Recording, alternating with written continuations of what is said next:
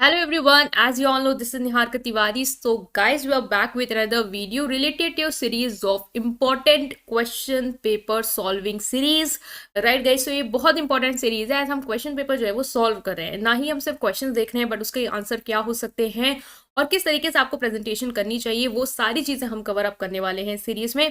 सो benefits क्या होगा, वो सारी चीजें हम देखेंगे. So without any further delay, let's start this video. So guys, video को स्टार्ट करने से पहले ये कहना है कि टेलीग्राम इंस्टाग्राम में ज्वाइन कर लेंगे और टेलीग्राम ग्रुप है कॉमर्स ग्रुप SWNT, राइट. तो यहाँ पे ज्वाइन करके आपको मैं इसकी PDF जो है वो दे दूंगी.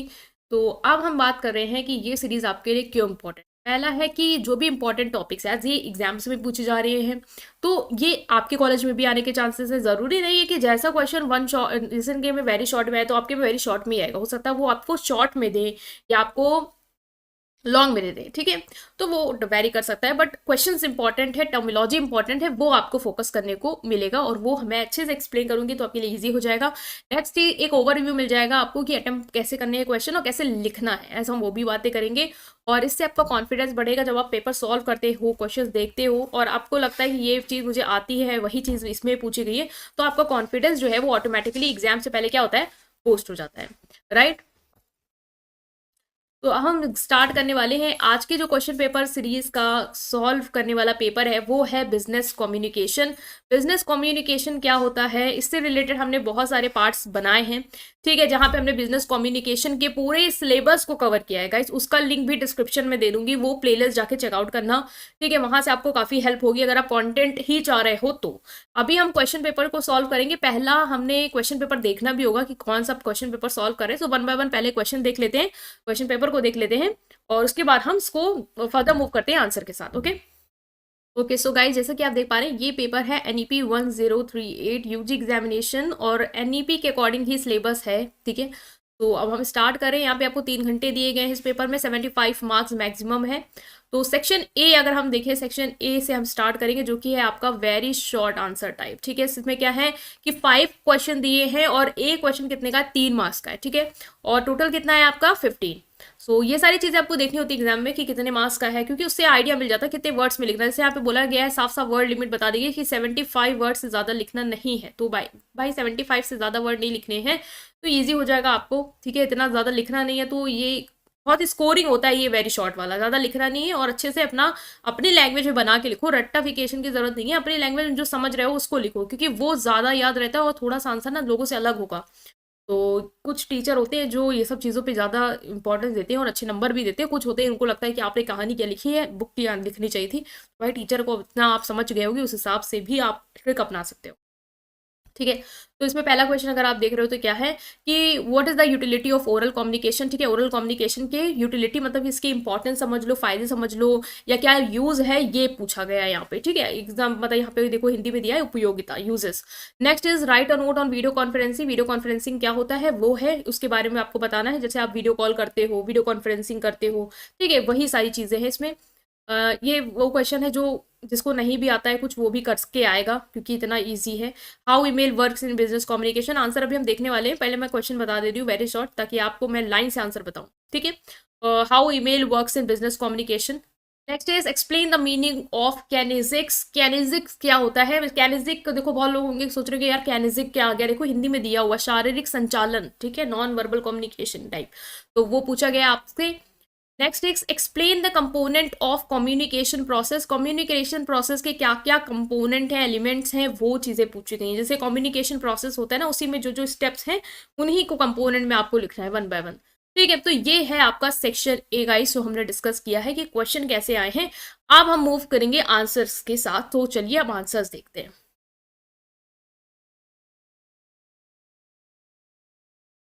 ओके नाउ गाइस, सो अगर हम आंसर्स की बात करें तो very short answer type question का पहला क्या था कि कम्युनिकेशन की, ओरल कम्युनिकेशन की क्या है यूटिलाइजेशन, ठीक है. तो अगर आप ओरल कम्युनिकेशन के बारे में बात करो तो ओरल कम्युनिकेशन क्या है, जो अभी मैं कर रही हूँ, ठीक है. लेकिन आप मुझे रिस्पॉन्स तो ओरली नहीं दे पा रहे हो, कमेंट सेक्शन में दोगे, आप लिख के दोगे, ठीक है. बट मैं आपको ओरली समझा रही हूँ चीज़ों को, आप क्या कर रहे हो, मुझे सुन रहे हो और मैं आपसे बोल रही हूँ. तो ये एक कम्युनिकेशन में इस तरीके से इसको ला भी नहीं सक रही हूँ, क्योंकि ये टू वे तो है नहीं, मतलब आप मुझे तुरंत रिप्लाई नहीं दे रहे कि वन वे है और कम्युनिकेशन टू वे होता है। चलो हम एग्जांपल दूसरा लेते हैं, जैसे आप मीटिंग में जाते हो, आपके साथ सामने वाले लोग होते हैं, कलीग्स होते हैं, वहाँ पे प्रेजेंटेशन दे रहे होते हो, वो लोग सुन रहे होते हैं, आपको फीडबैक दे रहे हो, तो that will be a good example of oral communication. तो ओरल कम्युनिकेशन क्या है? बोलना, सुनना, ये दोनों क्या है, इंपॉर्टेंट पार्ट है बिजनेस में। ठीक है, इट्स हेल्प शेयरिंग आइडियाज को। ओरल कम्युनिकेशन क्या करता है? आप बोल रहे हो तो अपने आइडियाज क्विकली बता दे रहे हो, बोल दिया तुरंत बता दिया, लिखने की जरूरत नहीं, कहानी भर के लिख रहे हो, फिर उसको दे रहे हो, फिर वो पढ़ेगा, फिर समझेगा, फिर जानेगा आप क्या बोल रहे हो। यहाँ पे तुरंत तुरंत आप बात कर सकते हो, फीडबैक आपको तुरंत मिल सकता है, उसने तुरंत बोल के बता दिया, डिसीजंस बोल बोल के जल्दी जल्दी ले सकते हो। तो ये एक फायदा है। रिटन कम्युनिकेशन में क्या होता है, डिसीजन लेने में थोड़ा टाइम लग जाता है, आप लिख के दोगे, फिर सामने वाली पार्टी जाएगी, वो पढ़ेगी, समझेगी, फिर रिस्पॉन्स देगी, फिर रिटर्न में थोड़ा टाइम लगेगा। ओरल में क्या है, मैंने तुरंत बोला, आपने तुरंत मुझे रिस्पॉन्स दिया। When we talk, our tone and how we say things help other understand better। जैसे हम बोलते हैं, ओरल कम्युनिकेशन क्या करता है, आप बोल रहे हो तो सामने वाला आपको देख भी रहा है, अगर देखिए ठीक है, देख भी रहा है अगर, तो इजीली आपको अंडरस्टैंड कर पाएगा आपके वर्ड्स के थ्रू, आपके एक्सप्रेशंस के भी थ्रू। बेसिकली ओरल है तो हम वर्ड्स के ही थ्रू बात कर रहे हैं यहाँ पे, कि आपकी टोन कैसी, आप धीरे बोल रहे हो, गुस्से में बोल रहे हो, तो वो समझ जाएगा, वो अंडरस्टैंड कर पाएगा बेटर। लिख रहे हो तो आपकी, जैसे आपने बहुत बार देखा होगा, आप लोग के दोस्तों में जैसे चैटिंग हो रही है, तो कोई हो सकता है कि मजाक में कह रहा हो, आप सीरियस ले जाते हो, क्यों? क्योंकि आपको सामने वाले का टोन तो समझ में आ नहीं रहा, रिटर्न में तो नहीं फायदा है नहीं। बट ओरल में ये यूटिलाइजेशन में आपको बेनिफिट मिलेगा कि आप जब भी बोल रहे हो तो आप ज्यादा बेटर अंडरस्टैंड कर पाते हो, और प्लस अगर कोई कंफ्यूजन है आप तुरंत ही बोल के उसे क्लियर कर लोगे। ओरल कम्युनिकेशन टीम वर्क भी बेटर करता है, एज आप टीम में बेटर डिसीजंस ले सकते हो, डिसीजन फास्टर ले सकते हो, जिससे अपनी जो भी मान लो कंफ्यूजन्स है, क्वारीज है, वो क्लियर कर सकते हो। ठीक है, जिससे आपका जो भी काम है बिजनेस में वो स्मूथली होगा। ऐसा बिजनेस कम्युनिकेशन पढ़े तो बिजनेस को इन्वॉल्व करना जरूरी है। तो बिजनेस में हमने बात किया कि oral communication like talking, listening सब बहुत इंपॉर्टेंट है। इससे आप क्या कर सकते हैं, इजिली बात कर सकते हो, फीडबैक मिल सकता है, डिसीजन ले सकते हो। जब आप बोलते हो तो आप दूसरा आपको अच्छे से समझ सकता है, कोई भी कंफ्यूजन है तुरंत पूछ लेगा। Oral communication team work better करता है, डिसीजन फास्टर लेने में हेल्प करता है, और जो भी चीजें हैं वो आराम से स्मूथली बिजनेस में रन करेंगे। तो ये है आपका पहला। हम मूव करते हैं नेक्स्ट के साथ। ओके, सो नेक्स्ट अगर हम बात करते हैं तो इट इज़ वीडियो कॉन्फ्रेंसिंग। ठीक है, नेक्स्ट जो क्वेश्चन है एग्जाम के पेपर में वो है वीडियो कॉन्फ्रेंसिंग क्या होता है। वीडियो कॉल आपने करी है, सब लोग इससे मतलब वाकिफ़ है, कोई नया नहीं है वीसी। तो इसमें क्या होता है, आप फेस टू फेस लोगों से इंटरेक्ट कर सकते हो। ठीक है, आप बिजनेस है तो बिजनेस में कहीं कोई मीटिंग है, ठीक है, कोई लॉन्ग डिस्टेंस मीटिंग करनी है, तो आप वीडियो कॉल के थ्रू इन्हें क्या कर सकते हो, फेस टू फेस इंटरेक्ट कर। इससे क्या होगा, जो डिस्टेंस का एक प्रॉब्लम है वो सॉल्व हो जाएगा। दूसरा है कि बिल्कुल वीडियो के थ्रू आप उसके एक्सप्रेशंस देख सकते हो, जान सकते हो कि उसका क्या रिएक्शन है। ऑडियो है तो आप उसको सुन के समझ सकते हो। तो ये सारी चीज़ें एक वीडियो कॉन्फ्रेंसिंग में आप लिख सकते हो। ठीक है, इसके अलावा आप लिख सकते हो कि बहुत सारे फीचर्स हैं, लाइक स्क्रीन शेयर कर सकते हो आप, है ना, स्क्रीन शेयर के थ्रू दिखा सकते हो कि क्या आपकी प्रेजेंटेशन है, वो दे सकते हो। वाइट बोर्ड का यूज़ कर सकते हो। तो विजुअल कम्युनिकेशन और एक्सचेंज ऑफ आइडिया फैसिलिटेट करता है। तो वीडियो कॉन्फ्रेंसिंग आई थिंक आप बहुत इजीली लिख लोगे पेपर में अपनी लैंग्वेज में।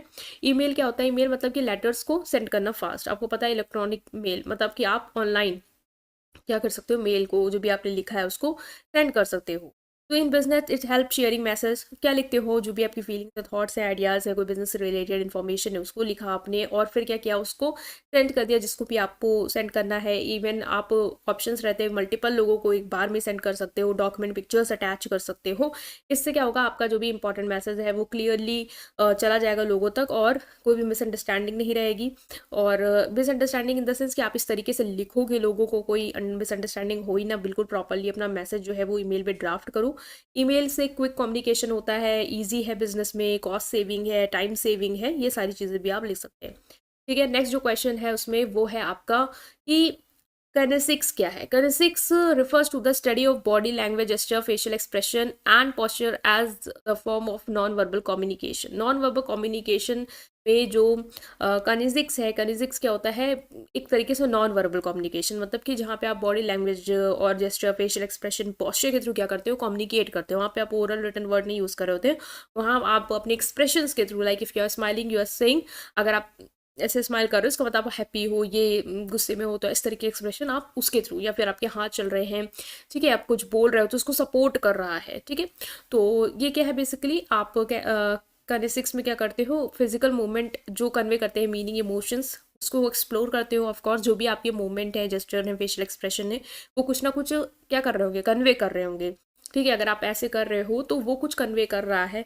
कोई आपकी फीलिंग, कोई इमोशंस या किसी चीज़ का जो आप बोलना चाह रहे हो। सो किनेसिस को अंडरस्टैंड करना बहुत इंपॉर्टेंट है, क्योंकि आपको इसमें क्या आप सामने वाले की फीलिंग्स, इंटेंशन, थॉट्स का पता लगा सकते हो जो बियॉन्ड है स्पोकन वर्ड, मतलब कि बोलने की ज़रूरत नहीं है, उसने करके ही आपको दिखा दिया, आप उसको देख के समझ सकते हो, अंडरस्टैंड कर सकते हो उन क्यूज से, ठीक है।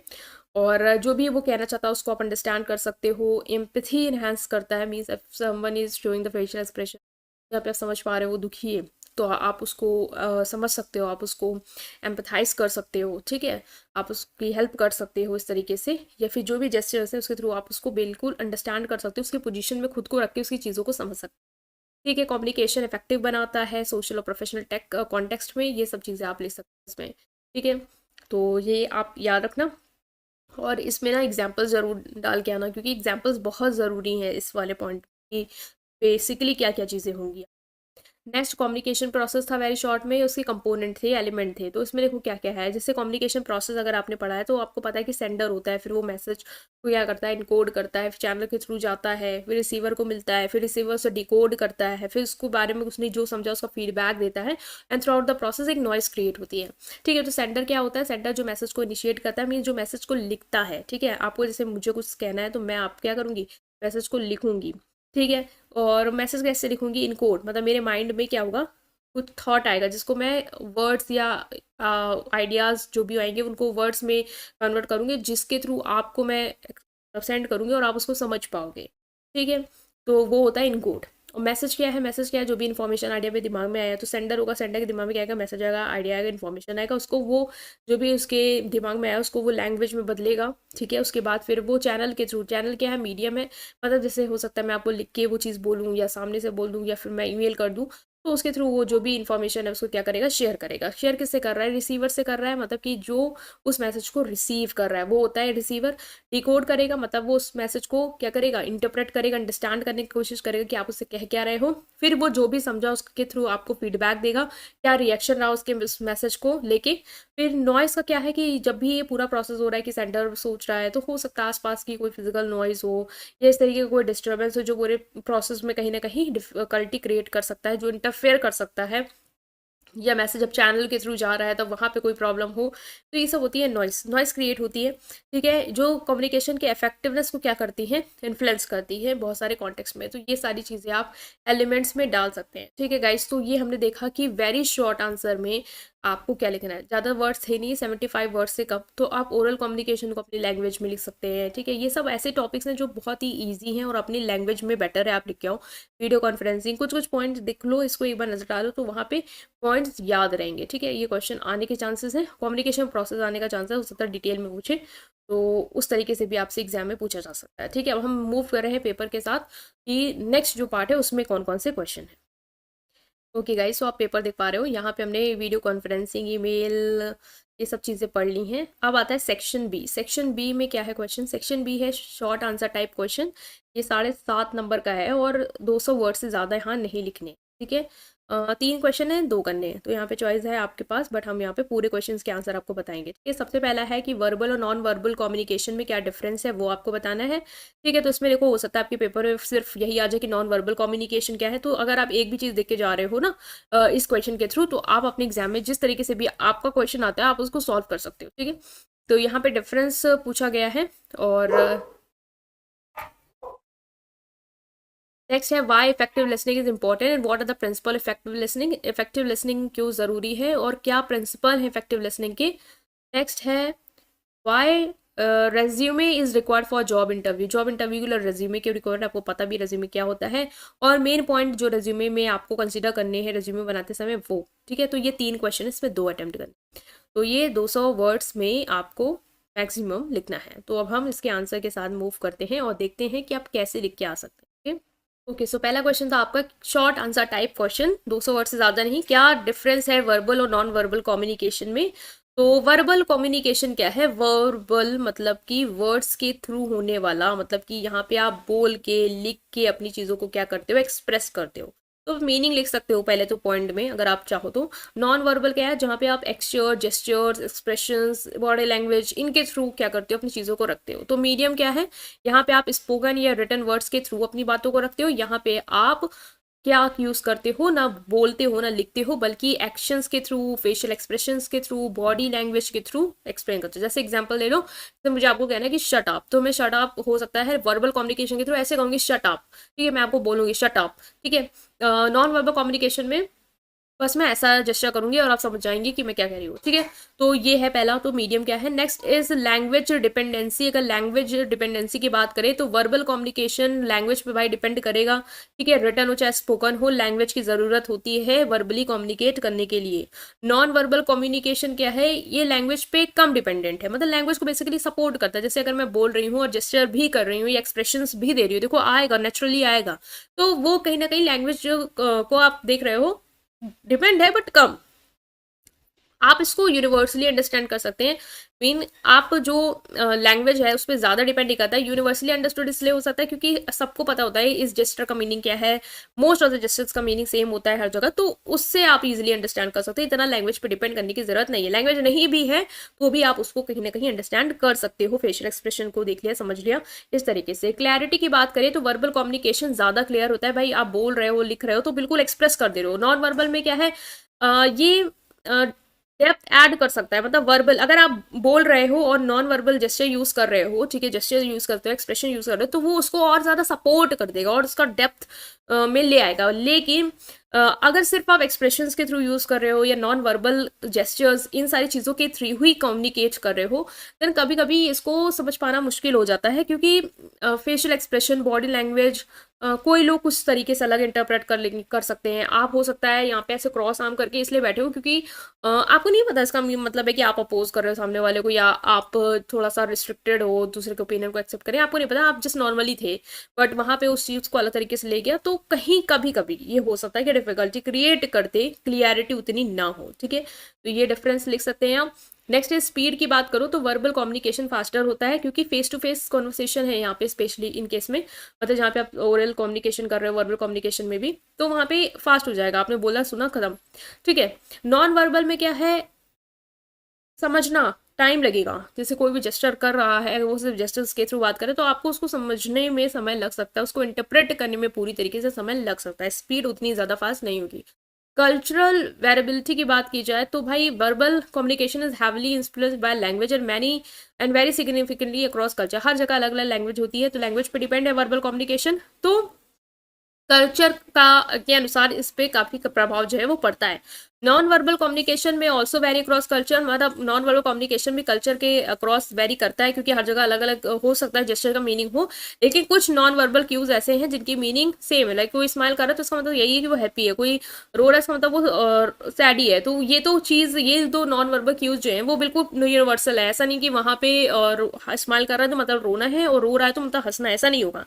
तो उतना कल्चर का अगर देखो इस पॉइंट से तो नॉन वर्बल में नहीं देखने को मिलेगा, बट वर्बल में लैंग्वेज पे डिपेंड है, तो हर जगह हर कल्चर की लैंग्वेज अगर अलग है जो होती है तो वहाँ पे फर्क देखने को मिलेगा। रिकॉर्डिंग की बात की जाए तो वर्बल कम्युनिकेशन आप इजिली रिकॉर्ड कर सकते हैं, वो लिख के, ऑडियो या वीडियो के थ्रू, और non verbal communication not easily recorded, often felt fleeting और अनकॉन्शियस। देखो नॉन वर्बल जो वर्बल कम्युनिकेशन होता है वो आप रिकॉर्ड कर सकते हो, एज वो रिटर्न है तो आपके पास रिटर्न रिकॉर्ड है, ऑडियो में बोल रहा है तो ऑडियो रिकॉर्ड कर सकते हो, वीडियो भी बना सकते हो।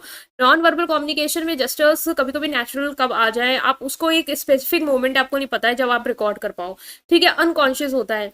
और इवन इसको रिकॉर्ड कर पाना भी ईजिली नहीं होता है, कि हो सकता है कभी कभी बहुत सारी चीज़ों के थ्रू वो आपसे बात कर रहा हो, तो हम जरूरी नहीं क्या फेशियल एक्सप्रेशन, बॉडी मूवमेंट, हर एक चीज़ को एक साथ ही रिकॉर्ड कर ले जाओ, तो ये थोड़ा सा कॉम्प्लिकेटेड है, ऐसा नहीं रिकॉर्ड हो नहीं सकता, बट ईजी टू रिकॉर्ड नहीं है।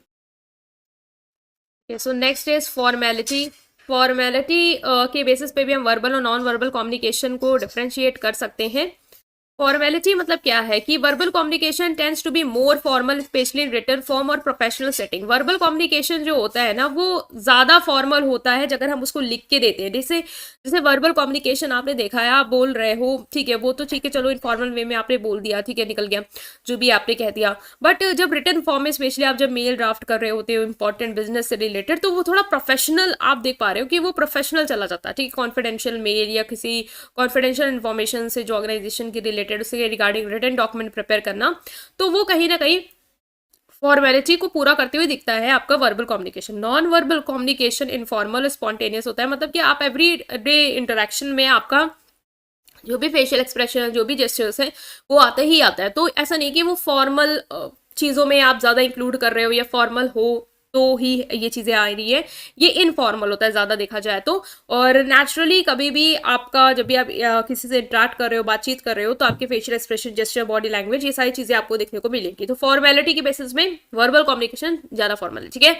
फीडबैक की अगर बात की जाए तो ये भी डिफरेंस लेके आ सकते हैं कि verbal communication allow for immediate verbal feedback या रिस्पॉन्सेज क्वेश्चन। आपने कुछ बोला हो, सामने से तुरंत से एक फीडबैक आ गया कि ये नहीं वो, या क्वेश्चन है या जो रिस्पॉन्सेज है वो मिल जाते हैं आपको। Non verbal cues also provide feedback. ऐसा नहीं है नॉन वर्बल क्यूज में आपको फीडबैक नहीं मिलता है, नॉन वर्बल क्यूज में भी आपको फीडबैक मिलता है, जैसे कि nodding, facial expression without the need for word. जैसे आपने सामने वाले से कोई कम्युनिकेट किया है, ठीक है, तो उसके थ्रू भी आप फीडबैक प्रोवाइड कर सकते हैं, या सामने वाला आपको फीडबैक प्रोवाइड कर सकता है नॉन वर्बल जेस्चर्स के थ्रू, लाइक नोट कर सकता है यस मुझे समझ में आ रहा है, या फेशियल एक्सप्रेशंस के थ्रू, इस तरीके से जहाँ पे वर्ड्स की जरूरत नहीं है। तो फीडबैक तो दोनों में मिलेगा और अलग अलग तरीके से मिलेगा, वहाँ पे वर्बल मिल जाएगा, यहाँ पे जेस्चर्स, एक्सप्रेशन, इन सब के थ्रू, ठीक है। तो ये था आपका question 6, that is short answer का पहला, कि क्या डिफरेंस है वर्बल और नॉन वर्बल कम्युनिकेशन में। नेक्स्ट मूव कर रहे हैं हम, नेक्स्ट क्वेश्चन था जो कि था इफेक्टिव लिसनिंग क्या है, ठीक है। उसके प्रिंसिपल जो थे वो आपसे पूछे गए थे, तो हम डिस्कस करने वाले हैं इसको कि इफेक्टिव लिसनिंग क्या है। इफेक्टिव लिसनिंग जो है वो आपका क्रूशियल है both personal and professional context at it foster understanding, strengthen relationship and facilitate collaboration. देखिए effective listening means what, listening means सुनना। इफेक्टिव लिसनिंग मतलब क्या, इफेक्टिवली सुनना मतलब समझने के लिए सुनना, प्रॉपर अटेंशन के साथ सुनना, ताकि जो सामने वाला बोल रहा है उसको आप एज इट इज समझ पाओ जैसे वो कहना चाह रहा है, ठीक है। तो ये आपका चाहे पर्सनल लाइफ हो चाहे प्रोफेशनल लाइफ हो, दोनों ही इस जगह पे इफेक्टिव लिसनिंग दैट इज प्रभावशाली तरीके से सुनना बहुत ही जरूरी है, क्योंकि अंडरस्टैंडिंग बढ़ती है। आप जब सामने वाले को अच्छे से सुनते हो तभी आप उसको अच्छे से समझ पाते हो, आपका रिलेशनशिप स्ट्रांग होता है, बिकॉज अंडरस्टैंडिंग कहाँ से आ रही है, लिसनिंग से आ रही है। आप सुन रहे हो फिर समझ रहे हो, उसकी उसी तरीके से चीजों को समझने की कोशिश कर रहे हो जैसे वो आपको बोल रहा है, तो रिलेशनशिप तो मजबूत होगा ही होगा, और कोलैबोरेशन भी होगा, आप लोग एक दूसरे के साथ अच्छे से वर्क कर सकते हो, कोलैबोरेट कर सकते हो, because you both are listening to each other, understanding इसलिए आ रही है, ठीक है। तो अगर इफेक्टिव लिसनिंग है तो ये अलाउ करता है इंडिविजुअल को कि वो इन्फॉर्मेशन को एक्यूरेटली क्या कर पाए, एब्जॉर्ब कर पाए, अप्रोप्रिएटली रिस्पॉन्ड कर पाए। भाई जिसने आपको बोला अगर आप उसको अच्छे से सुन रहे हो तो इन्फॉर्मेशन को एक्यूरेटली, सटीकता से समझ पाओगे, एब्जॉर्ब कर पाओगे, ठीक है। इतना ही नहीं, उस पर रिस्पॉन्ड भी सही से कर पाओगे, ठीक है। और दूसरे के टुवर्ड एक एम्पथी ला पाओगे, क्योंकि अगर आप उसको सुन रहे हो समझने के लिए, तभी आप उसकी जो फीलिंग्स है उसको उस तरीके से समझ पाओगे जैसे वो आपके साथ कोई चीज बीती हो, ठीक है। तो इफेक्टिव लिसनिंग इस तरीके से आपके लिए क्या है, इंपॉर्टेंस है। आप क्या यहाँ के लिख सकते हो कि इंपॉर्टेंट में है, तो आप इस तरीके के पॉइंट लिख सकते हो कि ये अंडरस्टैंडिंग को स्ट्रेंथ करती है, रिलेशनशिप को मजबूत बनाती है, कोलैबोरेशन फैसिलिटेट करती है, इंफॉर्मेशन ईजिली आप एब्जॉर्ब कर सकते हो, अप्रोप्रिएटली रिस्पॉन्ड कर सकते हो, और एम्पैथी डिमॉन्स्ट्रेट कर सकते हो दूसरों के पर्सपेक्टिव के टूवर्ड, ठीक है। Moreover effective listening enhance productivity, productivity enhance करती है, मीन्स अगर आप अच्छे से सुन रहे हो, समझ रहे हो, तो फिर आप उसके अकॉर्डिंग वर्क कर पाओगी, प्रॉब्लम सॉल्व कर सकती है। कोई प्रॉब्लम है इसके रिगार्डिंग आपको सोल्यूशन दिए जा रहे हैं, उसको आप सही से समझने के लिए सुन रहे हो तो उसको आप सॉल्व कर ले जाओगे। कोई कॉन्फ्लिक्ट है, सामने वाले की जो भी पॉइंट है जिसकी वजह से क्लैश हो रहा है उसको समझ लिए हो, तो कॉन्फ्लिक्ट जो है वो भी खत्म हो जाएगा, कम्युनिकेशन क्लियर होगा, और मिसअंडरस्टैंडिंग खत्म हो जाएंगी या मिनिमाइज हो जाएंगी, खत्म ही नहीं होगी, तो कम से कम इस मिसअंडरस्टैंडिंग होगी एज आप सुन के समझ के उसको क्लियर आउट कर सकते हो। तो ये है आपका पहला क्वेश्चन जो था कि इफेक्टिव लिसनिंग बेसिकली आपकी क्या होती है, ठीक है। और अब हम पढ़ने वाले हैं कि इसके प्रिंसिपल क्या है इफेक्टिव लिसनिंग के, ठीक है। तो हम इफेक्टिव लिसनिंग के अगर प्रिंसिपल की बात करें तो प्रिंसिपल्स में सबसे पहला है पेइंग अटेंशन, ठीक है। अटेंशन आपको पे करना है, मतलब कि अगर आप सुन रहे हो, सुनने में इफेक्टिव लिसनिंग क्यों है, क्योंकि आप उसको अटेंशन के साथ सुन रहे हो, मतलब बिना किसी डिस्ट्रैक्शन के आप सिर्फ स्पीकर पे फोकस कर रहे हो, इंटरेस्ट डिमॉन्स्ट्रेट कर रहे हो, मतलब जब वो आपसे बात करे तो आपने आई कांटेक्ट बनाया या आप नोट कर रहे हो जिससे वो सामने वाला समझ रहा है, यस आप उसको सुन रहे हो, समझ रहे हो, और इंटरप्शन को अवॉइड करो, आप बीच बीच में उसको टोक नहीं रहे हो कि ये नहीं वो नहीं वो, बस सुन रहे हो समझने के लिए, ठीक है। तो इस तरीके से पेपर में लिख के आ सकते हैं आप इस डायग्राम के थ्रू, ठीक है। थोड़ा इफेक्टिव रहेगा, 7.5 नंबर के क्वेश्चन है, तो आप इसको इस तरीके से चार्ट बना सकते हो, जैसे जो भी पॉइंट आपने लिखने हैं तो उसको आप जैसे अब ये गोला इतनी डिजाइन तो नहीं कर पाओगे, बट ये ब्रैकेट वाले पॉइंट आप बना सकते हो, तो वो उस तरीके से प्रेजेंट कराना। ठीक है, हम प्रिंसिपल यही जो लिखे हैं वही डिस्कस कर रहे हैं वन बाय वन। सो आगे देखते हैं। शोइंग एम्पैथी मतलब seek to understand the speaker emotion, view point and concern, acknowledging their feeling and validating their experience. Effective listening क्या है? पहले तो अटेंशन देना है, जो वो बोल रहा है उसको सही से सुनना है, बीच में इंटरप्ट नहीं करना है। ठीक है, दूसरा है एम्पैथी शो करना है, मतलब कि आपको जो स्पीकर जिस भाव से बोल रहा है, जिस इमोशंस के साथ बोल रहा है, या जो उसका व्यू पॉइंट है, नजरिया है, ठीक है, उसको अंडरस्टैंड करने की कोशिश करनी है, उसकी फीलिंग्स को समझने की कोशिश करनी है, उस पर फोकस करना है, उसके एक्सपीरियंस को अंडरस्टैंड करने की कोशिश करनी है। तो एम्पैथी शो करना है, सुन रहे हो, इफेक्टिव लिसनिंग है तो एम्पैथी भी शो करनी है। प्रोवाइड फीडबैक मतलब फीडबैक भी आपको प्रोवाइड करना है, क्योंकि जब आप फीडबैक देते हो ना तभी सामने वाला समझ पाता है कि आपने उसकी बात को समझा है, और अगर आप वही चीज समझे उससे रिलेटेड सही फीडबैक प्रोवाइड करते हो तो उसका जो पर्पस है वो उसको पता चल जाता है कि क्लियर हो गया, इसको समझ में आ गया है। तो फीडबैक आप दे सकते हो, वर्बल के थ्रू दो, नॉन वर्बल के थ्रू दो। ठीक है, इससे क्या होगा, ये कंफर्म हो जाएगा कि आप अंडरस्टैंड कर गए हो, और कोलैबोरेशन या फर्दर इलेबोरेशन जो है वो इनकरेज करता है, कि वो आपको मान लो अगर नहीं समझे तो फर्दर इलेबोरेट करेगा कि ये चीज ऐसे है या वैसे है। ठीक है, नॉन वर्बल क्यूज मीन्स हो सकता है आप नोट करके बता दो हाँ हाँ समझ में आ गया है, या फिर बोल के बता दो समझ में आ गया, इस तरीके से। जजमेंट अवॉइड करना है। इफेक्टिव लिसनिंग है तो आपको जज नहीं करना है, मतलब पहले से ही दिमाग में बैठा के नहीं बैठना है ये इसीलिए बोल रहा है, या बायस हो जाओ, सुनना ही नहीं है, ये पॉइंट को लिसन ही नहीं करना है, बिल्कुल ओपन माइंड से चीजों को सुनना है, समझने के लिए सुनना है, इस तरीके से। ठीक है, पहले से कोई ओपिनियन नहीं बनाना कि ये तो यही बोल रहा है तो अब मैं क्यों सुनूं, ये नहीं होना चाहिए। तो इफेक्टिव लिसनिंग होगी नहीं, पहले से सब सोच के बैठे हो तो कहाँ सुन पाओगे सही से। ठीक है, आस्किंग क्लैरिफाइंग क्वेश्चन, ऐसे क्वेश्चन भी बीच बीच में पूछते रहो जो और आपको जो सामने वाला स्पीकर बोल रहा है उसको क्लैरिफाई करता जाए। ठीक है, इफेक्टिव लिसनिंग है, लिसनिंग इफेक्टिव है मतलब प्रॉपर्ली अंडरस्टैंड कर रहे हो। अंडरस्टैंड कैसे कर रहे हो, कोई भी कंफ्यूजन है तो क्लैरिफाई कर सकते हो। ठीक है, क्वेश्चन पूछ सकते हो ताकि एक्यूरेटली अंडरस्टैंड कर पाओ, बिना किसी प्रॉब्लम के, बिना किसी दिक्कत के, या किसी ऐसे पॉइंट ऑफ व्यू के जो आपको लग रहा है गलत है।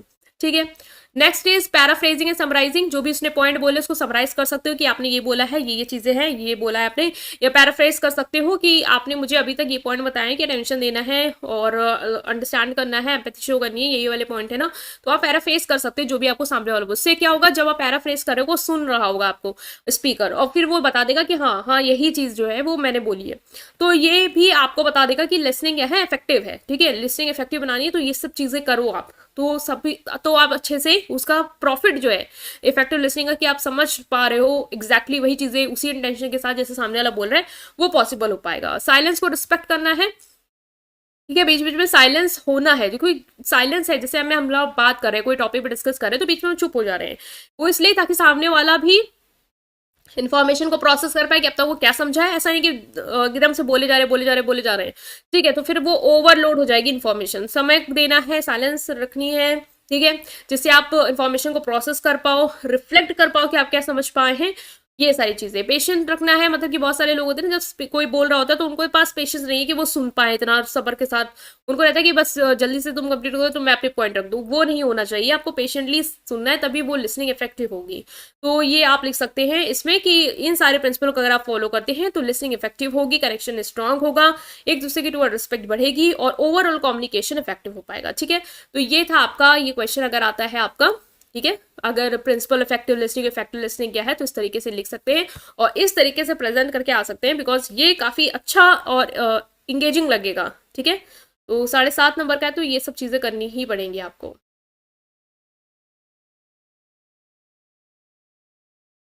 ओके, नेक्स्ट और लास्ट जो क्वेश्चन था इस वाले में शॉर्ट आंसर में, वो था रेज्यूमे क्या होता है और कौन कौन सी चीजें आपको रेज्यूमे में इंक्लूड करनी है जब आप वो बना रहे हो। तो रेज्यूमे क्या है, किसी भी जॉब इंटरव्यू के लिए आप जाते हो, ठीक है, तो वहां पे आपका एक रेज्यूमे आप शो करते हो। रेज्यूमे क्या होता है, बेसिकली एक पूरा एक तरीके की शीट होती है जिसमें आपका पूरा ब्यौरा दिया होता है कि आपका नाम क्या है, आपकी एजुकेशन क्वालिफिकेशन क्या है, स्किल क्या है, हॉबीज क्या है। तो सामने वाला जो है ना वो पहले उसको देख लेता है, उसके बाद आपसे वो समझ आता है कि आपका पूरा बैकग्राउंड क्या है, उसको एक डेटा मिल जाता है एंड फर्दर वो उससे रिलेटेड क्वेश्चन पूछा जाता है इंटरव्यू में फर्दर, तो वो पूछ सकता है वो। और वो जैसे कभी कभी पहली स्टेज ही होती है रेज्यूमे, अगर आपका रेज्यूमे मैच नहीं करता जॉब के क्वालिफिकेशन या रिक्वायरमेंट थ्रू तो आपको रिजेक्ट कर देते हैं उसी स्टेज पे। ठीक है, इंटरव्यू के लिए कॉल ही नहीं करते। तो इस तरीके से तो एसेंशियल होता है किसी भी जॉब इंटरव्यू के लिए, बहुत ज़रूरी है क्योंकि ये एक समरी दे देता है इंडिविजुअल की प्रोफेशनल क्वालिफिकेशन की, कि वो कितना पढ़ा है, क्या उसने अब किया है, क्या उसके अंदर स्किल्स एक्सपीरियंस है, क्या अचीव किया है, ये सारी चीज़ें।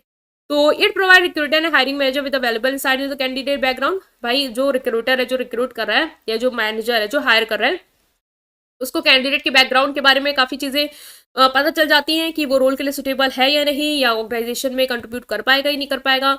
एक प्रॉपरली जो रेज्यूमे आपने ड्राफ्ट किया है वो सिर्फ और सिर्फ आपके रेलिवेंट एक्सपर्टीज ही नहीं शो करेगा, लेकिन आपकी, जैसे कि आपने कहा कि कुछ का रेज्यूमे उतना इफेक्टिव नहीं होता, वो ईजिली उतनी अच्छी तरीके से अपनी चीज़ों को प्रेजेंट नहीं कर पाते, बट कुछ का रिज्यूमे ऐसा होता है जो आपको लगता है बहुत ही प्रोफेशनल है, एकदम ऐसे कम्युनिकेट कर रहा है, जो आपको लगता है यार ये कैंडिडेट ने इतना बढ़िया रिज्यूमे बनाया है, मतलब ये बहुत अच्छा इस तरीके से प्रेजेंटेशन कर सकता है, उसकी कम्युनिकेशन बढ़िया है, तो फिर वो चीज़ें भी आपका एक वेल ड्राफ्टेड रिज्यूमे दिखाता है। सिर्फ एक्सपर्टीज स्किल ही की बात नहीं, बट एक कम्युनिकेशन वाला पार्ट भी।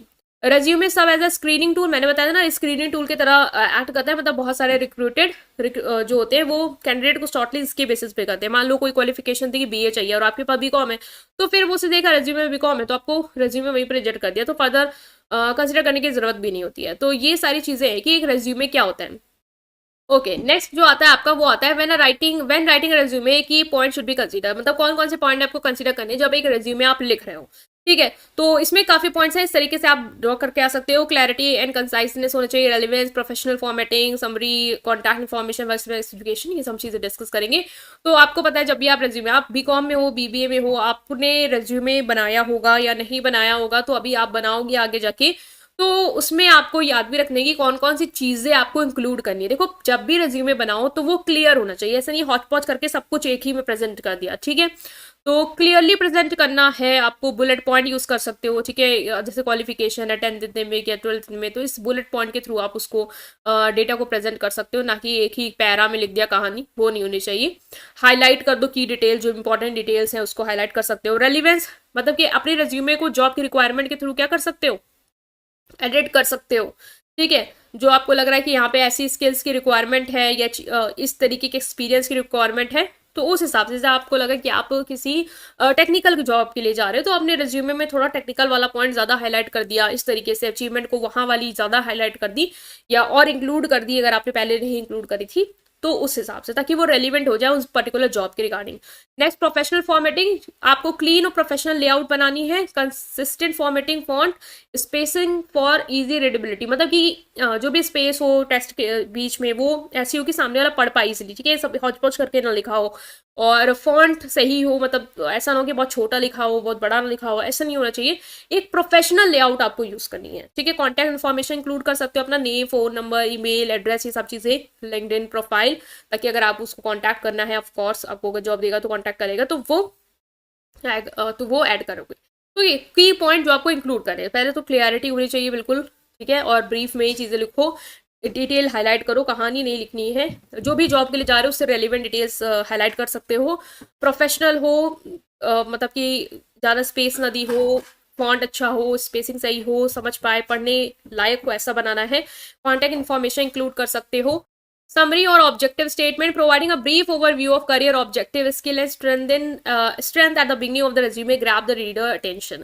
मतलब जो भी आपका ऑब्जेक्टिव स्टेटमेंट है या समरी है, जैसे कि आपका करियर का एक ब्रीफ ओवरव्यू, जैसे अगर आपने शुरुआत में ही अपने स्ट्रेंथ के बारे में बात कर दी, अपनी स्किल्स को दिखी थी, तो भाई अगर वो पढ़ रहा है ना, तो उसको नहीं देख यार इसके अंदर इतनी सारी काबिलियत है, तो फिर वो एक जॉब के लिए आपको कंसिडर करने के लिए क्या हो जाता है, मतलब हो जाता है अट्रैक्ट कि हाँ करना है, क्योंकि आपको पता है first expression is the last expression, तो यहाँ पे वो चीज़ वर्क करेगी। वर्क एक्सपीरियंस कितना, जैसे किस किस कंपनी में काम किया है, कितने साल काम किया है, ठीक है, क्या रिस्पॉन्सिबिलिटी थी, क्या रोल था, वो सब आपको रिवर्स क्रोनोलॉजिकल ऑर्डर में करना है, मतलब कि अभी लेटेस्ट में जो किया, फिर उसके बाद पास्ट वाले, ऐसे। एजुकेशन की बातें पूरी इंक्लूड करनी है, जैसे आपकी कितनी डिग्री है, सर्टिफिकेट है, कितनी क्वालिफिकेशन है, कोर्स वर्क क्या है, एकेडमिक अचीवमेंट क्या रही है अभी तक आपकी, ये सब स्किल्स, जैसे कि soft skill, language skill, technical skill, उसके रिगार्डिंग कोई सर्टिफिकेट है, क्वालिफिकेशन है, वो इंक्लूड कर सकते हो। और क्या अचीव किया है, किस किस चीज़ में रिवॉर्ड, रिकॉग्नाइजेशन, जैसे मान लो किसी कंपनी में काम किया था, वहाँ पे best employee of the year award जीते हो, तो वो इंक्लूड कर दो। ठीक है, या टेक्निकल बैकग्राउंड से हो तो उसमें कोई अचीवमेंट की है, वो सारी चीज़ें आप इंक्लूड कर सकते हो। तो ये है कि रेज्यूमे में बेसिकली क्या होता है, और आपका क्या क्या चीज़ें आपको रेज्यूमे ड्राफ्ट करते समय याद रखनी है। तो ये था आपका कौन सा, शॉर्ट आंसर टाइप क्वेश्चंस वाले। अब हम मूव करेंगे, वेरी शॉर्ट हो गया, शॉर्ट हो गया, लॉन्ग आंसर टाइप में। ठीक है, सो उसको देखते हैं। Okay, so now section C के साथ मूव ऑन करने वाले हैं। सेक्शन सी में अगर आप देख पा रहे हो यहाँ पे दिया कि आंसर नहीं थी 3 question out of 5 question, each question carry 15 marks. तो यहाँ पे आपको वर्ड लिमिट नहीं दिया, तो वर्ड लिमिट नहीं दिया तो आपको इस तरीके से अपना दिमाग लगाना है। ऊपर वाले में बी में 7.5 नंबर का क्वेश्चन था, तो वर्ड लिमिट क्या थी 200 से ज्यादा नहीं, तो 7.5 का डबल कर दो 15, ठीक है। तो इसका मतलब यहाँ पे 400 से ज्यादा वर्ड्स की नहीं लिखोगे, ठीक है। 400 वर्ड्स मैक्सिमम लिख दोगे तो नंबर अच्छे मिलेंगे आपको, ठीक है। तो ये एक हो गया, 3 क्वेश्चन करने हैं आउट ऑफ 5, ठीक है। और हर क्वेश्चन जो है वो 15 नंबर का है, तो अच्छा खासा कंटेंट लिखना है आपको, ठीक है। पहला जो इसमें है वो है कि बैरियर्स टू कम्युनिकेशन क्या होते हैं, कम्युनिकेशन बैरियर क्या है वो, और कैसे इन बैरियर्स को ओवरकम करना है ये, तो ये आपको दिखना है। मॉडर्न टेक्निक क्या है कम्युनिकेशन की, और बिजनेस प्रोसेस को कैसे ये हेल्प करती हैं, ठीक है। कैसे यूज कर सकते हैं मॉडर्न टेक्निक्स ऑफ कम्युनिकेशन ताकि बिजनेस प्रोसेस को मॉडर्नाइज कर पाए। बॉडी लैंग्वेज के रिगार्डिंग ये क्वेश्चन है कि बॉडी लैंग्वेज क्या है और इसकी आपको इंपॉर्टेंस, टाइप्स और significance of body language cover करना है, ठीक है। Next is what is business report, business report क्या होता है और एक अच्छी बिजनेस रिपोर्ट में क्या क्या चीजें होनी चाहिए, क्या क्या फीचर्स होने चाहिए, एसेंशियल्स होने चाहिए, एलिमेंट्स होने चाहिए, ये, ठीक है। और लास्ट जो क्वेश्चन है इसमें वो है आपका 13, इसमें 2 पार्ट में है, मतलब 7.5 नंबर का इसमें लिख सकते हो, 200 word 200 words. Explain the principle effective communication, effective communication के प्रिंसिपल, ठीक है। और write a note on empathetic listening, empathetic listening क्या होती है, उसमें आपको एक उसका आपको नोट लिखना है, ठीक है। एम्पैथेटिक लिसनिंग का ये 2 पॉइंट हो गए आपके जो आपको कवर करने हैं। तो अब इसके आंसर के साथ हम मूव ऑन करते हैं। तो पहला जो है आपका वो है आपका कि कम्युनिकेशन बैरियर्स क्या हैं और टाइप्स और उनको कैसे ओवरकम कर सकते हैं ये, ठीक है। तो इसमें अगर हम देखें कि कम्युनिकेशन बैरियर क्या होता है, कम्युनिकेशन क्या है बेसिकली हमें पता है, exchange of ideas, emotions and all, ठीक है। और बैरियर्स मतलब क्या होता है, हर्डल, जो उस पर रुकावट लाते हैं, मतलब अगर आप चीजों को शेयर कर रहे हो, इमोशंस आइडियाज को एक्सप्रेस कर रहे हो, एक्सचेंज कर रहे हो, उसके बीच में जो बाधा लाते हैं ताकि आप उसको अच्छे से एक्सप्रेस ना कर पाओ, और जो चीज आप कहना पा रहे हो चाह रहे हो वो चीज उस तरीके से सामने वाले तक ना पहुंच पाए, या सामने वाला उस चीज को उस तरीके से ना समझ पाए, फीडबैक प्रॉपर ना दे पाए, ये सब क्या है कम्युनिकेशन बैरियर्स हो गए, मतलब ऑब्स्टिकल्स जो आपके effective exchange of ideas information को क्या करते हैं, रोकते हैं, हिंडर करते हैं। These barrier can occur at various stage of communication process and can arise due to factors such as language difference। ये barrier जो है वो कम्युनिकेशन प्रोसेस की मतलब किसी भी स्टेज पे हो सकता है, लाइक हो सकता है कि वो सेंडर वाली स्टेज पे हो रहा हो, ठीक है।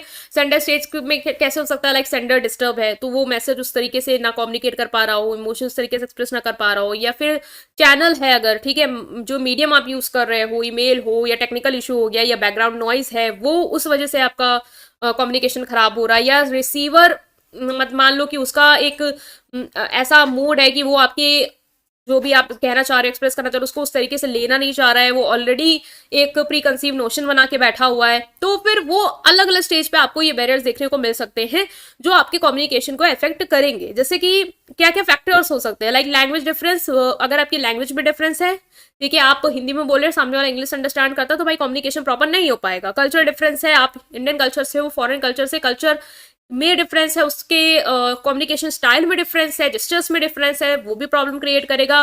फिजिकल बैरियर्स हो सकते हैं, ठीक है, सराउंडिंग की वजह से बैरियर्स हो सकते हैं, इमोशनल लेवल पे बैरियर्स हो सकते हैं और बहुत सारे, ठीक है। तो ये हो गया कि कम्युनिकेशन बैरियर बेसिकली आपका क्या है। ओके, सो हम बात कर रहे हैं कि कम्युनिकेशन बैरियर्स क्या हैं और उसके सजेशंस, मींस कैसे आप उसे ओवरकम कर सकते हैं, ठीक है। टाइप्स और हम सजेशंस के रिगार्डिंग बात करने वाले हैं। सो यहाँ पे भी आप डायग्रामेटिक प्रेजेंटेशन दे सकते हो कि कॉमन बैरियर्स क्या है, इस तरीके से साइकिल्स में बना सकते हो या इस तरीके फ्लो चार्ट में बना सकते हो, जो भी आपको सुटेबल लगे इस पॉइंट ऑफ व्यू में, मतलब कि पॉइंट ऑफ द टाइम में, क्योंकि आपके पास एग्जाम में टाइम कम होता है, तो आपको लग रहा हो कि मैं इसको इस तरीके से जल्दी जल्दी कर दूं, तो वो आप कर सकते हो। ऐसा नहीं कि वर्ड्स में काउंट नहीं होगा, ये काउंट होगा, तो एक प्लस पॉइंट भी हो जाएगा, प्रेजेंटेशन भी हो जाएगा, स्पेस भी अच्छा खासा कवर कर लेगा और इफेक्टिव भी लगेगा, ठीक है। Okay, so now we are starting with the first types of barrier, that is language barrier. Language barrier basically क्या होता है, जो भाषा की वजह से अगर आपका कम्युनिकेशन खराब हो रहा है, राइट। जैसे कि मान लो डिफरेंस है लैंग्वेज में, मैं हिंदी में बोल रही हूँ, आप इंग्लिश में अंडरस्टैंड कर पा रहे हो, तो अगर मैं हिंदी में आपको बोल रही हूँ तो आप नहीं समझ पाओगे कि मैं आपको क्या बोल रही हूँ, आपकी लैंग्वेज क्या है, आप इंग्लिश में समझ पाते हो, ठीक है। तो उसकी वजह से क्या होगा, आप मुझे गलत समझोगे या समझ ही नहीं पाओगे या मिसअंडरस्टैंड कर जाओगे, ठीक है, या मिस इंटरप्रेट कर जाओगे, आप मैं कुछ और बोली आप उसको किसी और तरीके से समझोगे। तो ये हो गया आपका कि लैंग्वेज की वजह से जब कोई कोई बैरियर आ रही है या कम्युनिकेशन डिस्टर्ब हो रहा है, सो वो होगा आपका लैंग्वेज बैरियर। इस बैरियर को कैसे ओवरकम कर सकते हो, तो यहाँ पे मैंने सजेशन को साथ में लिख दिया, आप हाईलाइट कर सकते हो। ठीक है, कि हमने यहाँ पे सजेशंस की बात की, क्योंकि क्वेश्चन में दो चीज पूछी गई है आपको, कि आपको पहला तो बताना है कि टाइप्स क्या हैं, और उसके साथ साथ आपको सजेशंस देने हैं कि उनको कैसे ओवरकम कैसे करोगे, मतलब उसको कैसे आप हटा सकते हो उस बैरियर को। ठीक है, तो यहाँ पे सजेशन साथ में है कि आप अगर ओवरकम करना चाह रहे हो तो आप सिंपल और क्लियर लैंग्वेज यूज करो। ठीक है, ऐसी लैंग्वेज नहीं यूज करनी जो बहुत ही टेक्निकल हो। मान लो लैंग्वेज सेम है, इंग्लिश ही है, बट आप ऐसे टर्मिनोलॉजी यूज कर रहे हो जो मैंने कभी सुनी ही ना हो। ठीक है, आप ऐसे ऐसे वर्ड यूज कर रहे हो जिसकी ग्रामर मुझे आती नहीं है, तो फिर मैं कहाँ उसको समझ पाऊंगी। ठीक है, तो लैंग्वेज सिंपल होनी चाहिए, क्लियर होनी चाहिए, टेक्निकल टर्म्स नहीं यूज करने। अगर आपको लग रहा है कि नॉर्मल लोग बैठे हैं जिनको उस फील्ड की नॉलेज नहीं है, लाइक मेडिकल्स के लोग हैं, तो वहां पे आप टेक्निकल मेडिकल टर्म यूज कर सकते हो, as all other doctors they know. But कोई वैसा फील्ड का नहीं है, उससे बातचीत हो रही, तो वहां क्यों यूज करना है आपको, उसे क्या पता उस बारे में। तो वो सारी चीजें, ट्रांसलेशन प्रोवाइड कर सकते हो। मान लो डिफरेंस है लैंग्वेज में, वो इंग्लिश समझता, आप हिंदी बोले, तो हिंदी को ट्रांसलेट करो इंग्लिश में फिर, ताकि वो उसको समझ पाए, अगर वो चीज जरूरी है तो। और फीडबैक इंकरेज कर सकते हो आप, ताकि ये समझ पाओ कि सामने वाला आपकी भाषा को, आपकी लैंग्वेज को, आपकी वे ऑफ कम्युनिकेशन को, जिस तरीके से आप जो कम्युनिकेट करना चाह रहे थे ऑब्जेक्टिव को, वो समझ गया। तो लैंग्वेज बैरियर क्लियर हुआ। नेक्स्ट है कल्चरल बैरियर। कल्चरल बैरियर क्या होता है, कल्चर डिफरेंसेस होते हैं, हर कल्चर का अलग बात करने का तरीका है, अलग वैल्यूज है, अलग नॉर्म्स हैं, जिसकी वजह से भी मिसअंडरस्टैंडिंग हो सकती है। जैसे कि फॉरेन का कल्चर अलग है, वो लोग अलग तरीके से बात करते हैं, उनका एक्सेंट अलग है, वो अलग तरीके से बात करते हैं, उनके अलग तरीके की वैल्यूज हैं। लाइक उनके लिए मान लो कहीं कोई मान लो नॉन वर्बल क्यूज यहाँ पे नॉर्मल है, बट वहां पे उस चीज को नहीं अच्छा कंसीडर किया जाता है, तो फिर वो डिफरेंस है। ठीक है, जैसे कि एक होता है कि फिजिकल डिस्टेंस को लेके, हमारी कंट्री में इतना नहीं, हम लोग फिजिकली मान लो कि डिस्टेंस कम करके बात करते हो, है ना, एक प्रॉपर डिस्टेंस होता है लोगों के बीच में। बट फॉरेन कल्चर्स में, कुछ कंट्रीज में ऐसा नहीं होता है, अगर आप ज्यादा दूर है तो सोच रहे हैं डिसरिस्पेक्ट हो रही है हमारी। तो वो एक लैंग्वेज नहीं, कल्चरल बैरियर है। ठीक है, कल्चर में डिफरेंस है, जिसकी वजह से मिसअंडरस्टैंडिंग हो सकती है। वो आपको आपकी उस जेस्चर को अलग तरीके से कंसिडर कर सकते हैं, जबकि वो जेस्चर उस तरीके से नहीं था। तो इस तरीके के कल्चरल बैरियर को कैसे ओवरकम कर सकते हैं, पहले तो कल्चरल डिफरेंस को जानो, समझो, एजुकेट करो सामने वाले के कल्चर के बारे में खुद को, कि उसके कल्चर में कैसी चीजें चलती हैं। ठीक है, उसके पर्सपेक्टिव को रिस्पेक्ट करो, और उसके तरीके की कम्युनिकेशन स्टाइल को आप अडॉप्ट करने की कोशिश करो, क्योंकि तभी आप उसको समझ पाओगे, और तभी आप उसे कम्युनिकेट प्रॉपर कर पाओगे, और अपनी चीजों को अंडरस्टैंड करा पाओगे। नेक्स्ट है फिजिकल बैरियर। फिजिकल बैरियर्स मतलब आसपास की जो फिजिकल इन्वायरमेंट से आ रहे हैं, लाइक नॉइस हो रही है, मैं आपसे बात कर रही हूँ, आसपास के लोग डिस्टर्ब कर रहे हैं अगर, तो फिर वो नॉइज है जो हमारे आपके कम्युनिकेशन को डिस्टर्ब करेगा। डिस्टेंस हो सकता है फिजिकल बैरियर में, मान लो मैं आपसे यहाँ बात कर रही हूँ और आप बहुत पीछे वाले रूम में हो, तो मैं अगर आपको चिल्ला चिल्ला के बोल रही हूँ तो आप तक मेरी आवाज नहीं जाएगी। डिस्टेंस की वजह से हमारा कम्युनिकेशन डिस्टर्ब होगा। ऑडियो विजुअल इक्विपमेंट पुअर है, मान लो हम जिस तरीके से बात कर रहे हैं, यूट्यूब है, यहाँ पे हैक नहीं, ये मतलब एक हो गया ना, एरर आ गया, या मान लो आपको मेरी ऑडियो नहीं क्लियर आ रही है, या आपको विजुअल मतलब स्क्रीन नहीं समझ में आ रही है, कम्युनिकेशन क्या होगा, डिस्टर्ब हो जाएगा। तो इसको कैसे ओवरकम कर सकते हैं, ऐसा इन्वायरमेंट चूज करो भाई जहाँ पे नॉइज ना हो। ठीक है, डिस्ट्रैक्शन को मिनिमाइज कर पाओ, बैकग्राउंड नॉइज को मिनिमाइज कर पाओ, टेक्नोलॉजी इफेक्टिव हो, ऐसा ना हो कि वहाँ पे ऑडियो विजुअल को कोई डिस्ट्रप्शन आए। अच्छे इक्विपमेंट यूज करनी है, अच्छी टेक्नोलॉजी यूज करनी है, विजिबिलिटी क्लियर हो, ऑडिबिलिटी क्लियर हो, सुन पाए सामने वाला क्लियरली। तो ये सब चीजें से आप ओवरकम कर सकते हो। इमोशनल बैरियर क्या है, इमोशन जैसे कि एंग्जाइटी, फियर, डिस्ट्रस्ट, ये सारी चीजें, मतलब कि कम्युनिकेशन में डिस्ट्रस्ट है, आप एक दूसरे वाले जिससे आप बात करो उस पर आपको भरोसा ही नहीं है। ठीक है, आप उस पर भरोसा नहीं कर पा रहे हो, या फिर आपको डर है, डर की वजह से अपनी चीजों को एक्सप्रेस नहीं कर पा रहे हो, एंग्जाइटी है, आप फ्रस्ट्रेटेड हो, तो आप कम्युनिकेट प्रॉपर कैसे कर पाओगे। तो इस तरीके के बैरियर्स भी आपके कम्युनिकेशन को खराब करेंगे। इनको ओवरकम करने के लिए क्या करना है, अगर आपको सामने वाली पार्टी पे ट्रस्ट नहीं है, जैसे सुपीरियर सबऑर्डिनेट पे ट्रस्ट नहीं करते, तो वो उनसे कम्युनिकेट नहीं करना चाहते, उनके आइडियाज नहीं लेना चाहते, उनको लगता है ये जूनियर ये क्या बताएगा, तो वो ओवरकम करने के लिए आपको ट्रस्ट लाना होगा दूसरों के साथ। ठीक है, उस भरोसा करना होगा, एक सपोर्टिव इन्वायरमेंट क्रिएट करना होगा जहाँ पे लोग डरे ना आपसे कुछ कहने में। ठीक है, उनके अंदर एंग्जाइटी ना हो, नॉन थ्रेटनिंग इन्वायरमेंट हो, एक्टिव लिसनिंग प्रैक्टिस करनी है आपको, एम्पैथी शो करनी है, ताकि जो भी आपके इमोशंस है उसको आप ओपनली क्या कर पाओ, कम्युनिकेट कर पाओ। परसेप्शन बैरियर क्या है? परसेप्शन बेसिकली आपकी सोच में क्या डिफरेंस है या आप किस तरीके से मैसेज को इंटरप्रेट करते हो। मान लो आप किसी चीज को जैसे एक 9 है, ठीक है, सामने वाला 9 को 9 देख रहा है और दूसरा वाला 9 को 6 देख रहा है, तो हमारी परसेप्शन में, हमारे way of taking the things में क्या है, डिफरेंस है, जिसकी वजह से भी कम्युनिकेशन बैरियर आ सकता है। मैं कुछ बोल रही हूँ और आप उसको किसी और तरीके से लेके जा रहे हो, जो कि मैं उस तरीके से कह नहीं रही थी। तो इस तरीके से भी डिफरेंस जो है ओपिनियन में, मैसेज को इंटरप्रेट करने में, उसकी वजह से भी कम्युनिकेशन खराब हो सकता है। इसको ओवरकम कैसे करेंगे? अपनी एक्सपेक्टेशन को क्लैरिफाई करके, इंटेंशन को क्लियर करके, भाई मैं इस इंटेंशन से बोल रही हूँ, तो इसी इंटेंशन से चीजों को समझो, इसी इंटेंशन से कम्युनिकेशन को आगे बढ़ाओ, इसी इंटेंशन से मुझे फीडबैक दो। फीडबैक लेके कि वो कैसे समझा है, उसने मेरे परसेप्शन को वैसे ही लिया जैसे मैंने कहा है, या उसने कुछ अलग तरीके से लिया है। ठीक है, एजम्पशन अवॉइड करना है, पहले से ही कुछ नहीं अज्यूम करने बैठ जाना है। आपको एग्जैक्ट सटीकता से वही समझना है जो सामने वाला आपको कहना चाह रहा है। ठीक है, तो इस तरीके से आप इसको कम कर सकते हो। इन्फॉर्मेशन ओवरलोड एक बैरियर है। इन्फॉर्मेशन ओवरलोड क्या है? मतलब कि एक्सेसिव इन्फॉर्मेशन। जब रेसिपेंट जो है, जिससे आप बात कर रहे हो, उसको आप बहुत सारी इन्फॉर्मेशन दिए जा रहे हो, भाई वो इतना ज्यादा भर जाएगा इन्फॉर्मेशन से कि एक टाइम पे वो ब्लास्ट हो जाएगा, उसको कुछ याद ही नहीं रहेगा आपने उसको बोला क्या था। ठीक है, तो इतना इन्फॉर्मेशन ओवरलोड नहीं करनी है आपको। तो ओवर का इन्फॉर्मेशन ओवरलोड, वही मैसेज बताओ जो की है, जो इंपॉर्टेंट मैसेज है। कहानी ना बताओ, जो इंपॉर्टेंट पॉइंट है उनको हाईलाइट करो। जैसे बहुत लोग पेपर में क्या करते हैं, कहानी लिख के आते हैं, ठीक है, तो सामने वाले के पास जो आपका कॉपी चेक कर रहा होता है ना, वो इन्फॉर्मेशन ओवरलोड रहती है उसके ऊपर। वो सोचता है भाई क्या कहानी लिखी है तुमने, वो नहीं समझना चाहता, उसे टाइम वेस्ट नहीं करनी है। की पॉइंट हाईलाइट करो ताकि वो वही चीज पढ़े जो आपके क्वेश्चन में पूछी गई है। ठीक है, इंफॉर्मेशन को लॉजिकली ऑर्गेनाइज करो। ठीक है, एक ऑर्डर में लिखो चीजों को, हो सके तो डायग्राम यूज करो, इंपॉर्टेंट पॉइंट हाईलाइट करो। अननेसेसरी डिटेल्स, बार बार एक ही चीज को लिखे जा रहे हो, वो चीज अवॉइड करनी है आपको। ठीक है, ताकि वो इफेक्टिव कम्युनिकेशन हो। ये भी आपका कम्युनिकेशन डिस्टर्ब करता है, इन्फॉर्मेशन ओवरलोड। तो पेपर में भी ऐसा नहीं करके आ रहा है कि इन्फॉर्मेशन ओवरलोड करके आ जाओ, नंबर ज्यादा मिलेंगे, कुछ नहीं मिलेगा। लैक ऑफ फीडबैक का क्या है कि अगर फीडबैक नहीं है, एब्सेंस है फीडबैक का, तो वो इफेक्टिव कम्युनिकेशन प्रिवेंट कर सकता है। मतलब ये भी एक बैरियर हो सकता है, लैक ऑफ फीडबैक। अगर आपको सामने वाले से फीडबैक नहीं मिल रहा है कि आपने जो कम्युनिकेट किया है वो समझ पाया है, नहीं समझ पाया है, तो वो भी एक कम्युनिकेशन डिस्टर्ब क्रिएट करता है। इस बैरियर को कैसे ओवरकम करेंगे? ओपन कम्युनिकेशन को इनकरेज करके, फीडबैक को इनकरेज करके।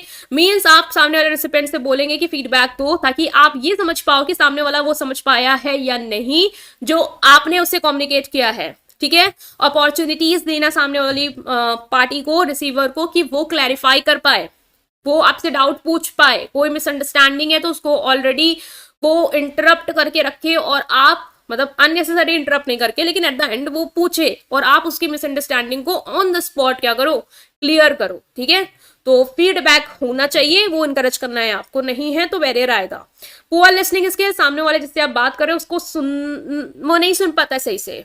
ठीक है, इनफेक्टिव लिसनिंग है। मान लो आप उससे बात कर रहे हो, कहीं और खोया, लेकिन मैं अभी आपको पढ़ा रही हूँ और आप कहीं कुछ और सोच रहे हो, एग्जाम में क्या लिख के आऊंगा, तो फिर आप नहीं समझ पाओगे मैं आपसे क्या कम्युनिकेट कर रही हूँ। आप लिसन ही नहीं कर रहे हो। ठीक है, वो इनफेक्टिव है, जिसकी वजह से कम्युनिकेशन क्या होगा, मिसकम्युनिकेट होगा। आपको मैंने कुछ और बताया, आपको कुछ वहां कुछ और याद आ जाएगा, वो लिख के आओगे, गलत हो जाएगा। ठीक है, तो इसको भी आपको ओवरकम करना है। इसको कैसे ओवरकम करोगे?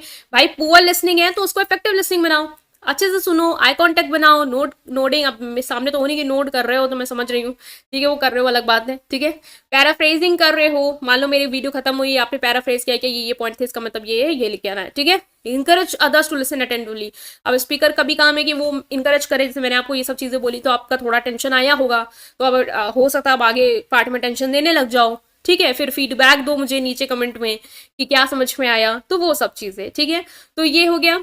नेक्स्ट आपका जो क्वेश्चन था वो था मॉडर्न टेक्निक ऑफ कम्युनिकेशन। तो ये वाला समझ में आना, कैसे लिख के आना है कम्युनिकेशन बैरियर्स। कम्युनिकेशन बैरियर्स क्या होते हैं, मीनिंग लिखो, टाइप्स लिखो, और टाइप्स को कैसे ओवरकम कर सकते हो वो लिखना है। ठीक है, एक एक साथ हमने डिस्कस कर लिया है, तो वो आप लिख के आ सकते हो। हाईलाइट कर देना टाइप्स, पता चला टीचर को लग रहा हो कि आपने लिखा ही नहीं है सजेशंस। ठीक है, कैसे ओवरकम करना, नंबर कम दे दे, तो वो नहीं करना है आपको, हाईलाइट कर देना, पॉसिबल हो तो हाईलाइट करके आओ। ठीक है, क्योंकि मैंने यहाँ पे साथ में किया है। Next is modern technique of communication पे था कि कैसे मॉडर्न टेक्निक को आप यूटिलाइज कर सकते हो बिजनेस को मॉडर्नाइज करने के लिए, ये था। तो अब हम बात करेंगे modern techniques of communication. Communication के टेक्निक्स हैं, लेकिन कैसी मॉडर्न, जो आज के टाइम में यूज हो रही हैं वो टेक्निक्स। ठीक है, कम्युनिकेट करने के लिए। So play a pivotal role in modernizing business process, enhancing efficiency, collaboration and innovation. जो आपकी मॉडर्न टेक्निक ऑफ कम्युनिकेशन है, जो मॉडर्न टूल्स है कम्युनिकेट करने के लिए, वो आपकी एफिशिएंसी को बढ़ाती है, मीन्स आप क्विकली कम्युनिकेशन कर पाते हो, ठीक है, क्विकली कम्युनिकेट कर पाते हो, व्हाट यू वांटेड, कोलैबोरेट कर पा सकते हो, टीम वर्क कर सकते हो, ठीक है, वीडियो कॉन्फ्रेंसिंग एक है तो आप टीम में पूरा सब एक साथ आके बात कर सकते हो, डिस्कस कर सकते हो, इनोवेशन हो सकता है, इनोवेटिव हो सकता है, leveraging this tool effectively can streamline operation, improve customer experience and drive competitive advantage. भाई ये क्या है, बिजनेस कम्युनिकेशन, तो बिजनेस में क्या हेल्प है मॉडर्न टेक्निक ऑफ कम्युनिकेशन से। पहला है जो आपका काम है उसको स्मूथिंग करेगा, ठीक है, कस्टमर का एक्सपीरियंस बेटर होगा और साथ ही साथ आपको कॉम्पिटेटिव एडवांटेज मिलेगी। मान लो कॉम्पिटिटर उतनी अच्छी तरीके से कम्युनिकेट नहीं कर पा रहा है अपने कस्टमर के साथ, बट आप उस टूल के थ्रू अच्छा कम्युनिकेट कर पा रहे हो, कस्टमर के एक्सपीरियंस को बेटर कर पा रहे हो मॉडर्न टेक्निक्स ऑफ कम्युनिकेशन को यूज करके, तो आपको वो कॉम्पिटेटिव एडवांटेज मार्केट में देखने को मिलेगी। तो इस तरीके से आप इसको लिख के आ सकते हो कि मॉडर्न टेक्निक ऑफ कम्युनिकेशन क्या है, ये किस तरीके से आपका रोल प्ले कर रहा है। नेक्स्ट आता है कि कौन कौन सी टेक्निक है जो आप यूज कर सकते हो बिजनेस प्रोसेस को मॉडर्नाइज करने के लिए, तो वो हम बात करेंगे। पहला है real time collaboration platforms. Real time collaboration platform जैसे कि आपका स्लैक है, माइक्रोसॉफ्ट टीम है, गूगल वर्क स्पेस है।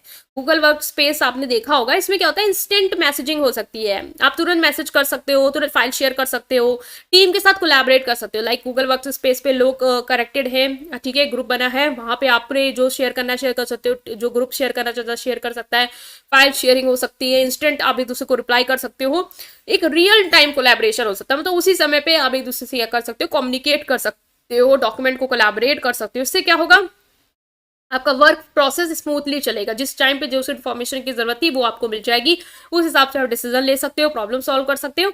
ये ईमेल क्लटर की रिड्यूस करता है, मतलब कि ईमेल भेज रहे हो तो फिर बंडल ऑफ ईमेल आ रहे, फिर देखना शॉर्ट लिस्ट करना, वो नहीं, एक वर्क स्पेस है, वहां पे सारी इंपॉर्टेंट इन्फॉर्मेशन आ रही है, आप आराम से देख सकते हो, और इससे टीम प्रोडक्टिविटी भी बढ़ती है, एक साथ कनेक्टेड हो सब लोग और एक साथ इन्फॉर्मेशन को शेयर कर पा रहे हो, ये सारी चीजें। तो ये होगा आपका, और बिजनेस में तो ऑफकोर्स ये सब चीज़ें बहुत इंपॉर्टेंट हैं। तो ये हो गया आपका पहला। तो बहुत सारे हैं यहाँ पे, जैसे real time collaboration platform, video conferencing, cloud based document management, social media engagement, cellular phones, fax, artificial intelligence and chatbots, और भी हैं। तो ये सब मॉडर्न टेक्निक्स हैं कम्युनिकेशन की, जो बिजनेस में कम्युनिकेशन को क्या करती हैं, मॉडर्नाइज करती हैं, इंप्रूव करती हैं, इफेक्टिव बनाती हैं।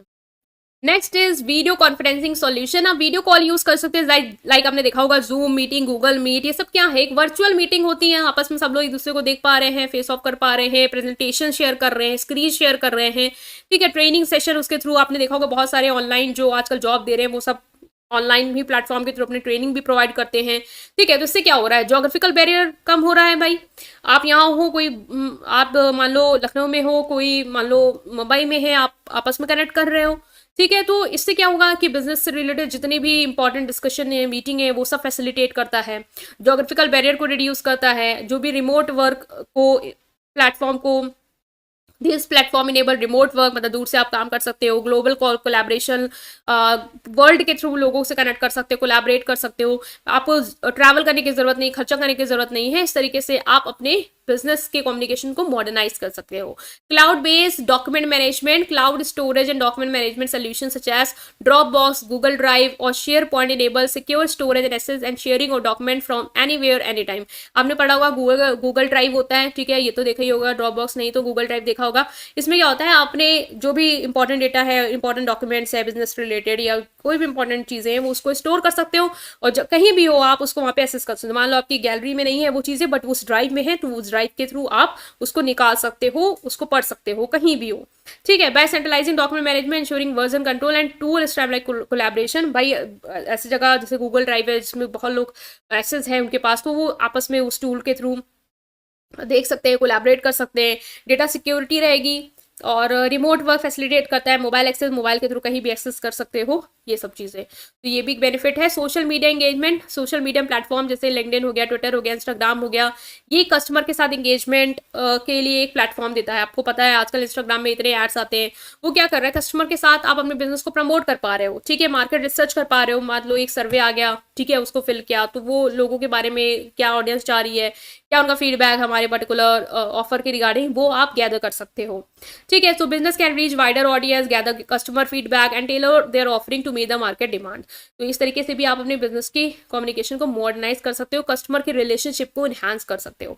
सेलुलर फोन मतलब कि फोन, मोबाइल फोन जो कि स्मॉल इन साइज होते हैं, कहीं भी ले जा सकते हो, इजिली कनेक्ट कर सकते हो, ये भी एक कम्युनिकेशन का जरिया है, ठीक है। तो ये भी लिख सकते हो। आर्टिफिशियल इंटेलिजेंस चैटबॉट, आपने देखा होगा जब भी किसी मिंत्रा हो गया, कोई हो गया, फ्लिपकार्ट हो गया, वहाँ पे आर्टिफिशियल चैट बॉट होते हैं, आप चैट करते हो तो कस्टमर सपोर्ट मिलता है आपको, ठीक है। वो आपको ऑप्शन देता है जिसमें आप सेलेक्ट करते हो, सेल इंक्वायरी हो या कोई भी इन्फॉर्मेशन आप चाहते हो वो आपको मिल जाती है, इंस्टेंट रिस्पॉन्स मिलता है, 24/7 सपोर्ट है भाई, आप कभी भी इनको क्वेश्चन पूछ सकते हो, चाहे रात के 2 बज रहे हो, 3 बज रहे हो, 4 बज रहे हो।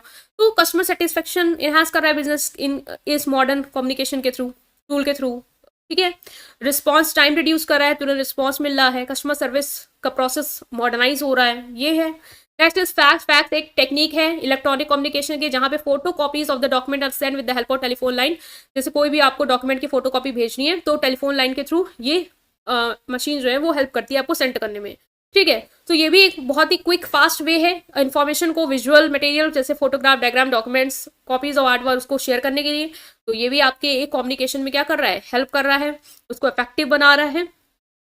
तो ये सारी चीजें, तो ये आप लेके आ सकते हो कि मॉडर्न टेक्निक ऑफ कम्युनिकेशन कौन कौन सी है और क्या इसका एक यूज है, जो आपने देखा कि ये आपके कस्टमर एक्सपीरियंस को, एफिशिएंसी को, प्रोडक्टिविटी को इंक्रीज करता है, एनहांस करता है। तो ये वाला क्वेश्चन भी हमने सॉल्व किया।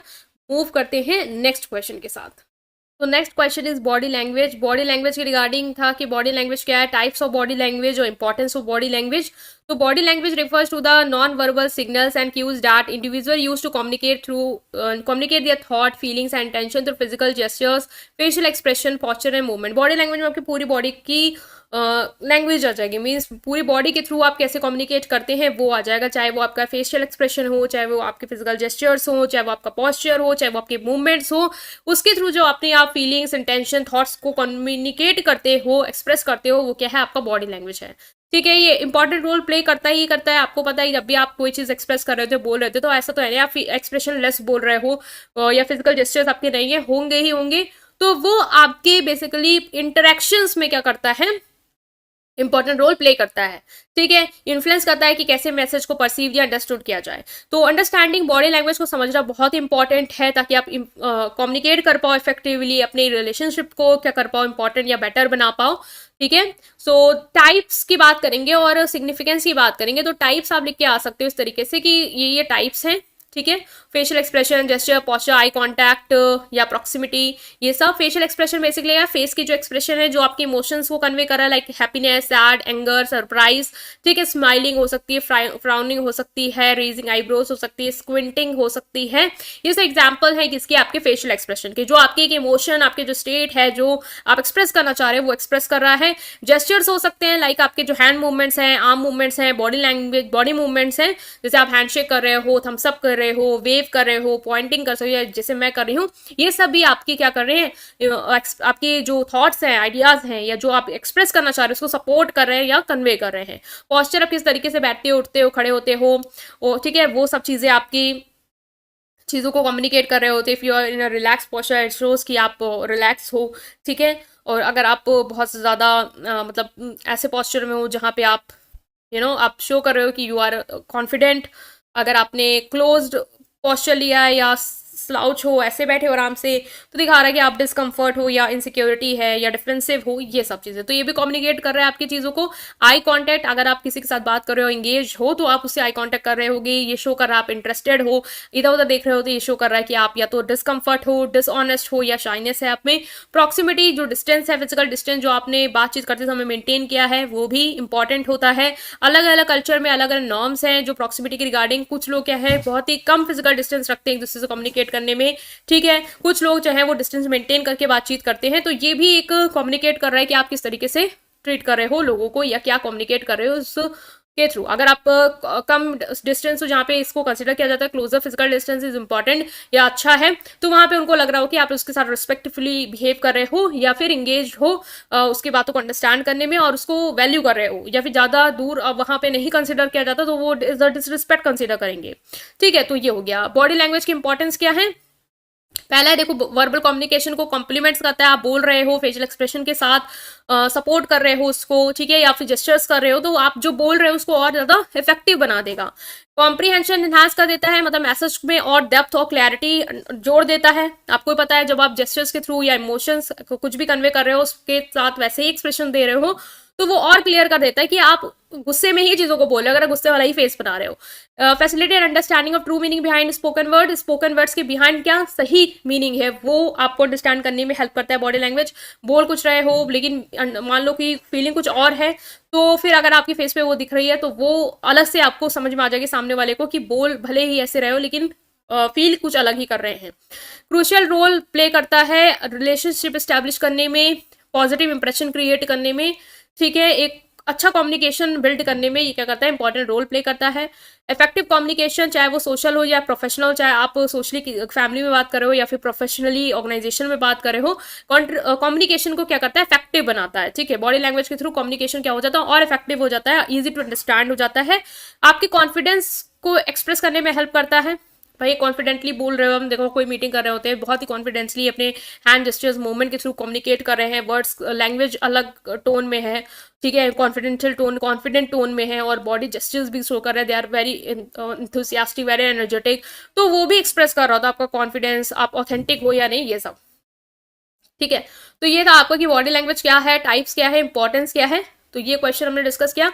नेक्स्ट जो क्वेश्चन है आपका वो है बिजनेस रिपोर्ट को लेके कि बिजनेस रिपोर्ट क्या होती है। बिजनेस रिपोर्ट क्या है, एक फॉर्मल डॉक्यूमेंट है, ऑफिशियल डॉक्यूमेंट है जो डिटेल इन्फॉर्मेशन प्रोवाइड करता है, that provide detail information, analysis and recommendation on a specific topic, issues और project with in a business contact. मान लो बिजनेस के कॉन्टेक्ट के रिगार्डिंग कोई स्पेसिफिक टॉपिक है या कोई इशू है या प्रोजेक्ट है जिसके रिगार्डिंग आपने रिपोर्ट तैयार किया है, तो रिपोर्ट बेसिकली क्या होगा, एक फॉर्मल डॉक्यूमेंट होगा जो उस पूरे टॉपिक के रिगार्डिंग डिटेल इन्फॉर्मेशन या उससे आप क्या एनालाइज करते हो उस टॉपिक के बारे में या आप रिकमेंड कर रहे हो उस टॉपिक के बाद, वो पूरी एक बिजनेस रिपोर्ट में होता है। आपने देखा होगा रिपोर्ट, ठीक है, मेडिकल रिपोर्ट भी होती है या एजुकेशनल रिपोर्ट भी होती है, वहां पे भी आपके बारे में पूरी डिटेल इन्फॉर्मेशन, स्टूडेंट कैसा, उसका प्रॉपर एनालिसिस या क्या रिकमेंड कर रहे हैं उनकी परफॉर्मेंस के रिगार्डिंग, वो सब चीजें होती हैं। तो बिजनेस में भी उसी तरीके की रिपोर्ट प्रिपेयर की जाती है। टूल होता है डिसीजन मेकिंग में, भाई जो रिपोर्ट होती है उसके बेसिस पर आप डिसीजन ले सकते हो, पर्टिकुलर टॉपिक के रिगार्डिंग या इशू के रिगार्डिंग या प्रोजेक्ट के रिगार्डिंग कम्युनिकेट कर सकते हो, प्रॉब्लम सॉल्व कर सकते हो, उससे रिगार्डिंग जो भी डेटा है उसमें सर्च आउट करके कि क्या प्रॉब्लम है, सोल्यूशन क्या हो सकता है, उस डेटा से आप क्या समझ पा रहे हो, वो सब चीजें आपको हेल्प करेंगी। ठीक है, जो रिसर्च की है आपसे उसमें आपने क्या फाइंड किया है, क्या आप उससे एनालाइज कर पा रहे हो, क्या इवेल्युएट कर पा रहे हो, वो सब आप रिपोर्ट में प्रेजेंट करते हो। तो एसेंशियल क्या है, अच्छी रिपोर्ट क्या होती है, जिसमें ये सारी चीजें हो। पहला ऑब्जेक्टिव क्लियर हो, रिपोर्ट बनी किस लिए है, उसका पर्पस क्या है, उसका स्कोप क्या है, कौन सी इंफॉर्मेशन वो कवर कर रही है, वो सब कुछ जो गोल से ऑब्जेक्टिव है उसके रिगार्डिंग ही उसमें इंक्लूडेड होना चाहिए। तो ऐसी रिपोर्ट हो जो ऑब्जेक्टिव जिस लिए वो बनाई गई है उसको पूरा करती हुई नजर आए। ठीक है, तो इस तरीके से आप इसको भी लिख सकते हैं पॉइंट्स में कि क्या क्या फीचर हो सकते हैं, एसेंशियल हो सकते हैं गुड रिपोर्ट की, clear objective, comprehensive research, structure format, concise and precise language, visual element, objective analysis, actionable recommendation, ये सब। नेक्स्ट है कॉम्प्रिहेंसिव रिसर्च होनी चाहिए, मीन्स रिपोर्ट प्रिपेयर की है तो डेटा आपने फाइंड आउट किया होगा, इन्फॉर्मेशन फाइंड आउट किया होगा, तभी आपने रिपोर्ट तैयार की होगी उस प्रोजेक्ट पर्टिकुलर टॉपिक्स रिगार्डिंग। मान लो कोई टॉपिक ग्लोबल वार्मिंग, उसके रिगार्डिंग आपने डेटा गैदर किया होगा, एविडेंस गैदर की होंगी कि क्यों ग्लोबल वार्मिंग हो रही है, क्या प्रूफ है इसका, किसी वजह से हो रही है, फिर कंक्लूजन दिया होगा अपने रिपोर्ट में। तो पूरी रिसर्च प्रॉपर होनी चाहिए उस चीज के लिए, रिलायबल सोर्सेस, ऐसे सोर्सेस से ही डेटा गैदर करना है जिसपे आप भरोसा कर सकते हो। स्ट्रक्चर फॉर्मेट हो, रिपोर्ट जो है बिल्कुल एक फॉर्मेट में तैयार हो, पहले इंट्रोडक्शन हो, फिर बैकग्राउंड इन्फॉर्मेशन हो, किस मेथड से कलेक्ट किया है, क्या फाइंडिंग्स हैं, क्या एनालाइज कर रहे हो, क्या कंक्लूजन है, क्या रिकमेंड कर रहे हो, वो एक सीरीज में एक लॉजिकल वे में आप क्या करो तैयार करना है। कंसाइज एंड प्रिसाइज लैंग्वेज, जो लैंग्वेज यूज कर रहे हो वो सिंपल हो, क्लियर हो, टेक्निकल टर्म नहीं यूज करने जो सामने वाली ऑडियंस समझ ही ना पाए, स्ट्रेट फॉरवर्ड मैनर में आपको रिपोर्ट में चीजों को प्रेजेंट करना है। ठीक है, ये रिपीट हो गया। विजुअल एलिमेंट, आप विजुअल एलिमेंट जैसे डायग्राम हो गए, चार्ट्स हो गए, ये सब चीजें इंसर्ट कर सकते हो जिससे आप कॉम्प्लेक्स इन्फॉर्मेशन को इजी बना दो। ठीक है, विजुअल होगा तो सामने वाला देख के ज्यादा अच्छे से समझ पाएगा। Objective analysis, present finding analysis objectively without bias और पर्सनल ओपिनियन। जो भी डेटा है आपका, ठीक है, उसको आपको इंटरप्रेट करना है प्रॉपरली। एविडेंस जो है उसको एक्यूरेटली अंडरस्टैंड करना है। जिस लिए भी आपने जो भी रिपोर्ट तैयार की है उसका ऑब्जेक्टिव जो है उसको प्रॉपरली एनालाइज करना, बिना किसी बायसनेस के या पर्सनल ओपिनियंस के। ठीक है, प्रॉपर एनालाइज करना है आपको कि किस पर्पज से आपने किया है, तैयार किया है, डेटा क्या आपने निकाला है, उसको प्रॉपरली इंटरप्रेट करना, एविडेंस को इकट्ठा करके उसको प्रॉपरली प्रेजेंट करना, कॉन्टेक्स्ट देना, एक्सप्लेनेशन देना जो आपके कंक्लूजन को सपोर्ट कर रहे हो। ठीक है, जो भी आपने फाइंडिंग ली है, जो भी आप प्रेजेंट कर रहे हो, उसको सपोर्ट करने के लिए प्रॉपर एविडेंस देना, ताकि सामने वाला कोई एक प्रूफ मिल जाए कि ये चीज क्यों है। एक्शनेबल रिकमेंडेशन इंक्लूड कर सकते हैं, मतलब कि एक अच्छी रिपोर्ट में रिकमेंडेशन होती हैं जिनके बेसिस पे आप एक्शन ले सकते हो। ठीक है, जो भी आपने डेटा प्रेजेंट किया है या फाइंड किया है, जो भी रिपोर्ट में प्रेजेंट किया है, जो भी एनालाइज किया है, उसमें जो भी रिकमेंडेशन दे रहे हो कि इस चीज पर हम ये काम करेंगे, ठीक है, जैसे ग्लोबल वार्मिंग हम पेड़ लगाएंगे, ये सब करेंगे, तो वो भी जो भी आप रिकमेंड कर रहे हो उसका सोल्यूशन वो प्रैक्टिकल हो, वो कर पाए, रियलिस्टिक हो, और जो इश्यूज हैं, जो अपॉर्चुनिटीज हैं, उसको से रिलेटेड हो। प्रोफेशनल प्रेजेंटेशन होनी चाहिए, फॉन्ट वगैरह सही हो, लेआउट अच्छी हो, डिजाइन अच्छी हो, प्रोफेशनल लुकिंग डॉक्यूमेंट, ऐसा लोग किसी बच्चे ने बनाई है रिपोर्ट, ऐसा नहीं होना चाहिए। टाइमलीनेस, रिपोर्ट आपको टाइम पर डिलीवर करनी है। ठीक है, कोई मीटिंग है जिसके रिगार्डिंग वो रिपोर्ट तैयार करनी थी, तो ऐसा ना हो मीटिंग ओवर हो जाए, खत्म हो जाए, उसकी डेडलाइन चली जाए, तब आप रिपोर्ट प्रेजेंट कर रहे हो, फिर उस रिपोर्ट का कोई काम नहीं रह जाएगा। ऑडियंस को कंसिडर करते ही रिपोर्ट तैयार करनी है, आपकी ऑडियंस क्या एक्सपेक्ट कर रही है उस तरीके से आपको रिपोर्ट तैयार करनी है, उसकी कितनी नॉलेज है, उसका एक्सपर्टीज लेवल कैसा है, स्पेसिफिक इंटरेस्ट क्या है उसका, उस हिसाब से आपको रिपोर्ट जो है वो तैयार करनी है।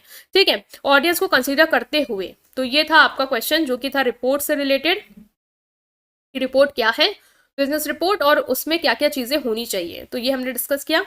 नेक्स्ट जो लास्ट क्वेश्चन है वो है आपका इफेक्टिव कम्युनिकेशंस के प्रिंसिपल, तो उसको हम डिस्कस करेंगे। और एक और था, ठीक है, 31 का ए है पहला, इफेक्टिव कम्युनिकेशन के प्रिंसिपल, ये हमने डिस्कस करना है। तो ये डायग्राम है और ये प्रिंसिपल है। तो इफेक्टिव कम्युनिकेशन में प्रिंसिपल कौन कौन से हो सकते हैं? कम्युनिकेशन इफेक्टिव कब होगा?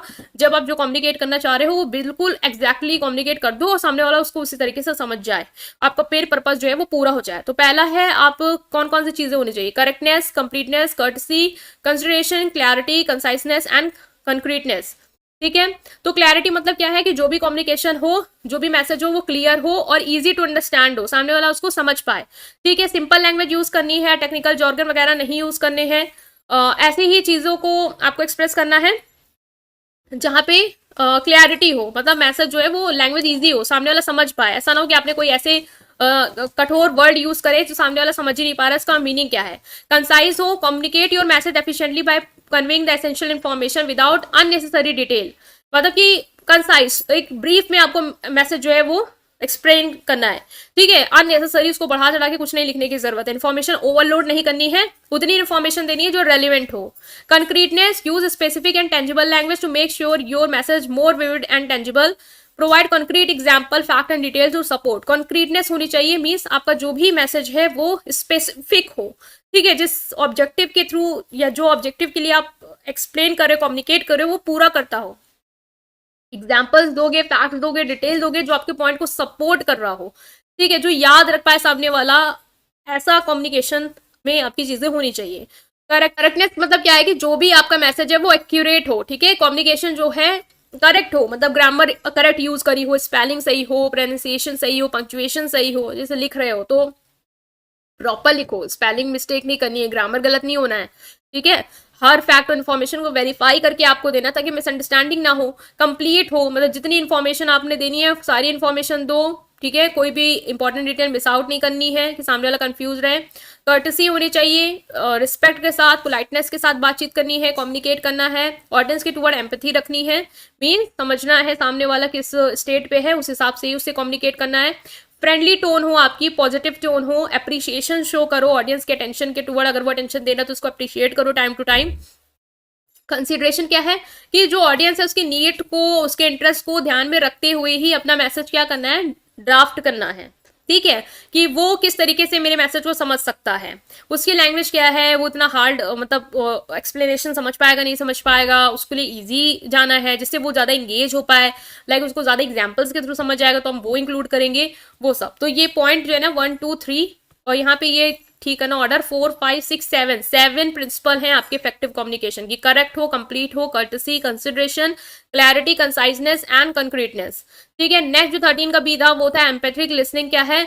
Empathetic listening is a communication skill that involves not only hearing what someone is saying but also understanding and acknowledging their emotions, perspective and their experiences. Empathetic listening मतलब क्या है? Listening means क्या है? सुनना।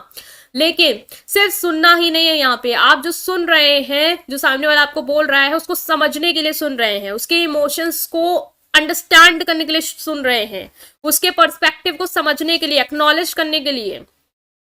It goes beyond simply providing a passive ear and involves actively engaging with speaker feeling and concern। जैसे कि अगर आप कोई अपना मान लो आप कोई अपनी बहुत ही दुखी कहानी सुना रहे हैं सामने वाले को, तो कुछ लोग होंगे जो सिर्फ उसको सुन रहे होंगे क्योंकि उनको सुनना पड़ रहा है मजबूरी में बैठ के, लेकिन कुछ लोग होंगे जो उसको समझने के लिए सुन रहे होंगे, वो इसलिए सुन रहे होंगे क्योंकि वो आपके दर्द को फील कर पा रहे होंगे और वो जेन्युइनली आपके लिए कंसर्न होंगे। ठीक है, तो आपको एम्पैथेटिक लिसनिंग क्या है? उस तरीके से आपको सेकंड पार्ट में जाके सुनना है। ठीक है, आपको समझने के लिए सुनना है, उसको अंडरस्टैंड करने के लिए सुनना है, उसके फीलिंग, उसके कंसर्न के साथ इंगेज होना एक्टिवली, जैसे वो आपका ही कंसर्न बोल रहा हो। ठीक है, in empathetic listening individual strive to put themselves in the speaker shoes. Empathetic listening में क्या करते हो? आप स्पीकर के शूज में अपने आप को रखते हो, मीन्स आप उसको उस तरीके से सुन रहे हैं जैसे आप ही वो चीज बोल रहे हैं, वो जो उसका प्रॉब्लम है वो आपकी प्रॉब्लम है, इस तरीके से आप उसको सुन रहे हो, उस तरीके से आप उसका जेन्युइन केयर शो कर रहे हो, कंपैशन शो कर रहे हो, उस तरीके से आप उसकी एम्पैथी दे रहे हो उसको। ठीक है, paying close attention to verbal and non verbal cues, जो भी उसके जेस्चर्स हैं या जो भी उसकी बातें हैं उस पर आप पूरा अटेंशन दे रहे हो, उसके इमोशन को अंडरस्टैंड कर रहे हो, उसकी फीलिंग को समझ रहे हो बिना किसी जजमेंट दिए उसको, या उसकी चीजों को क्रिटिसाइज करके कि तुम ऐसा क्यों सोच रहे हो या तुम बेकार हो, तुम बेकार रो रहे हो, ऐसा नहीं करना है। By practising empathetic listening individual can build trust, strengthen relationship and foster deep connection with other. अगर आप एम्पैथेटिक लिसनिंग करते हो ना तो आपका ट्रस्ट बिल्ड कर पाते हो, भाई सामने वाला आप पे ट्रस्ट करेगा कि सामने वाला जो है मुझे सुनता है, इसलिए नहीं कि वो उसको बस सुनना पड़ रहा है मजबूरी में, बस इसलिए कि वो मेरे दर्द को अपने दर्द की तरह समझ पा रहा होता है। उससे क्या होगा? आपका रिलेशनशिप स्ट्रांग होगा।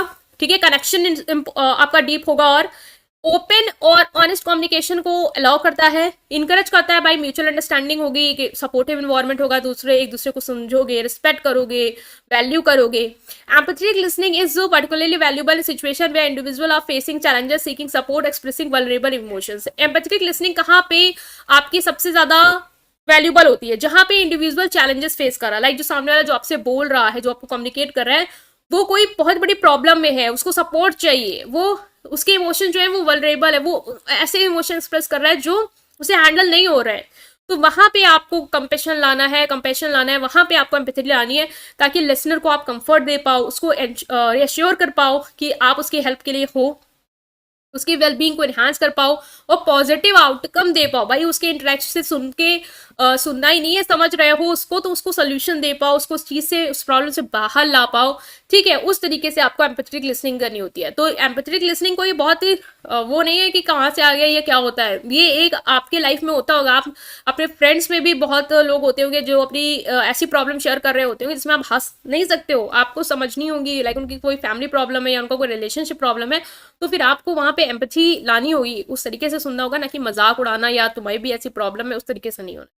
ठीक है, तो अपने आप को उसके शूज में रख के ऐसे सुनना है जैसे वो आपकी प्रॉब्लम है और आपको खुद को वही दुख है जो उसको है।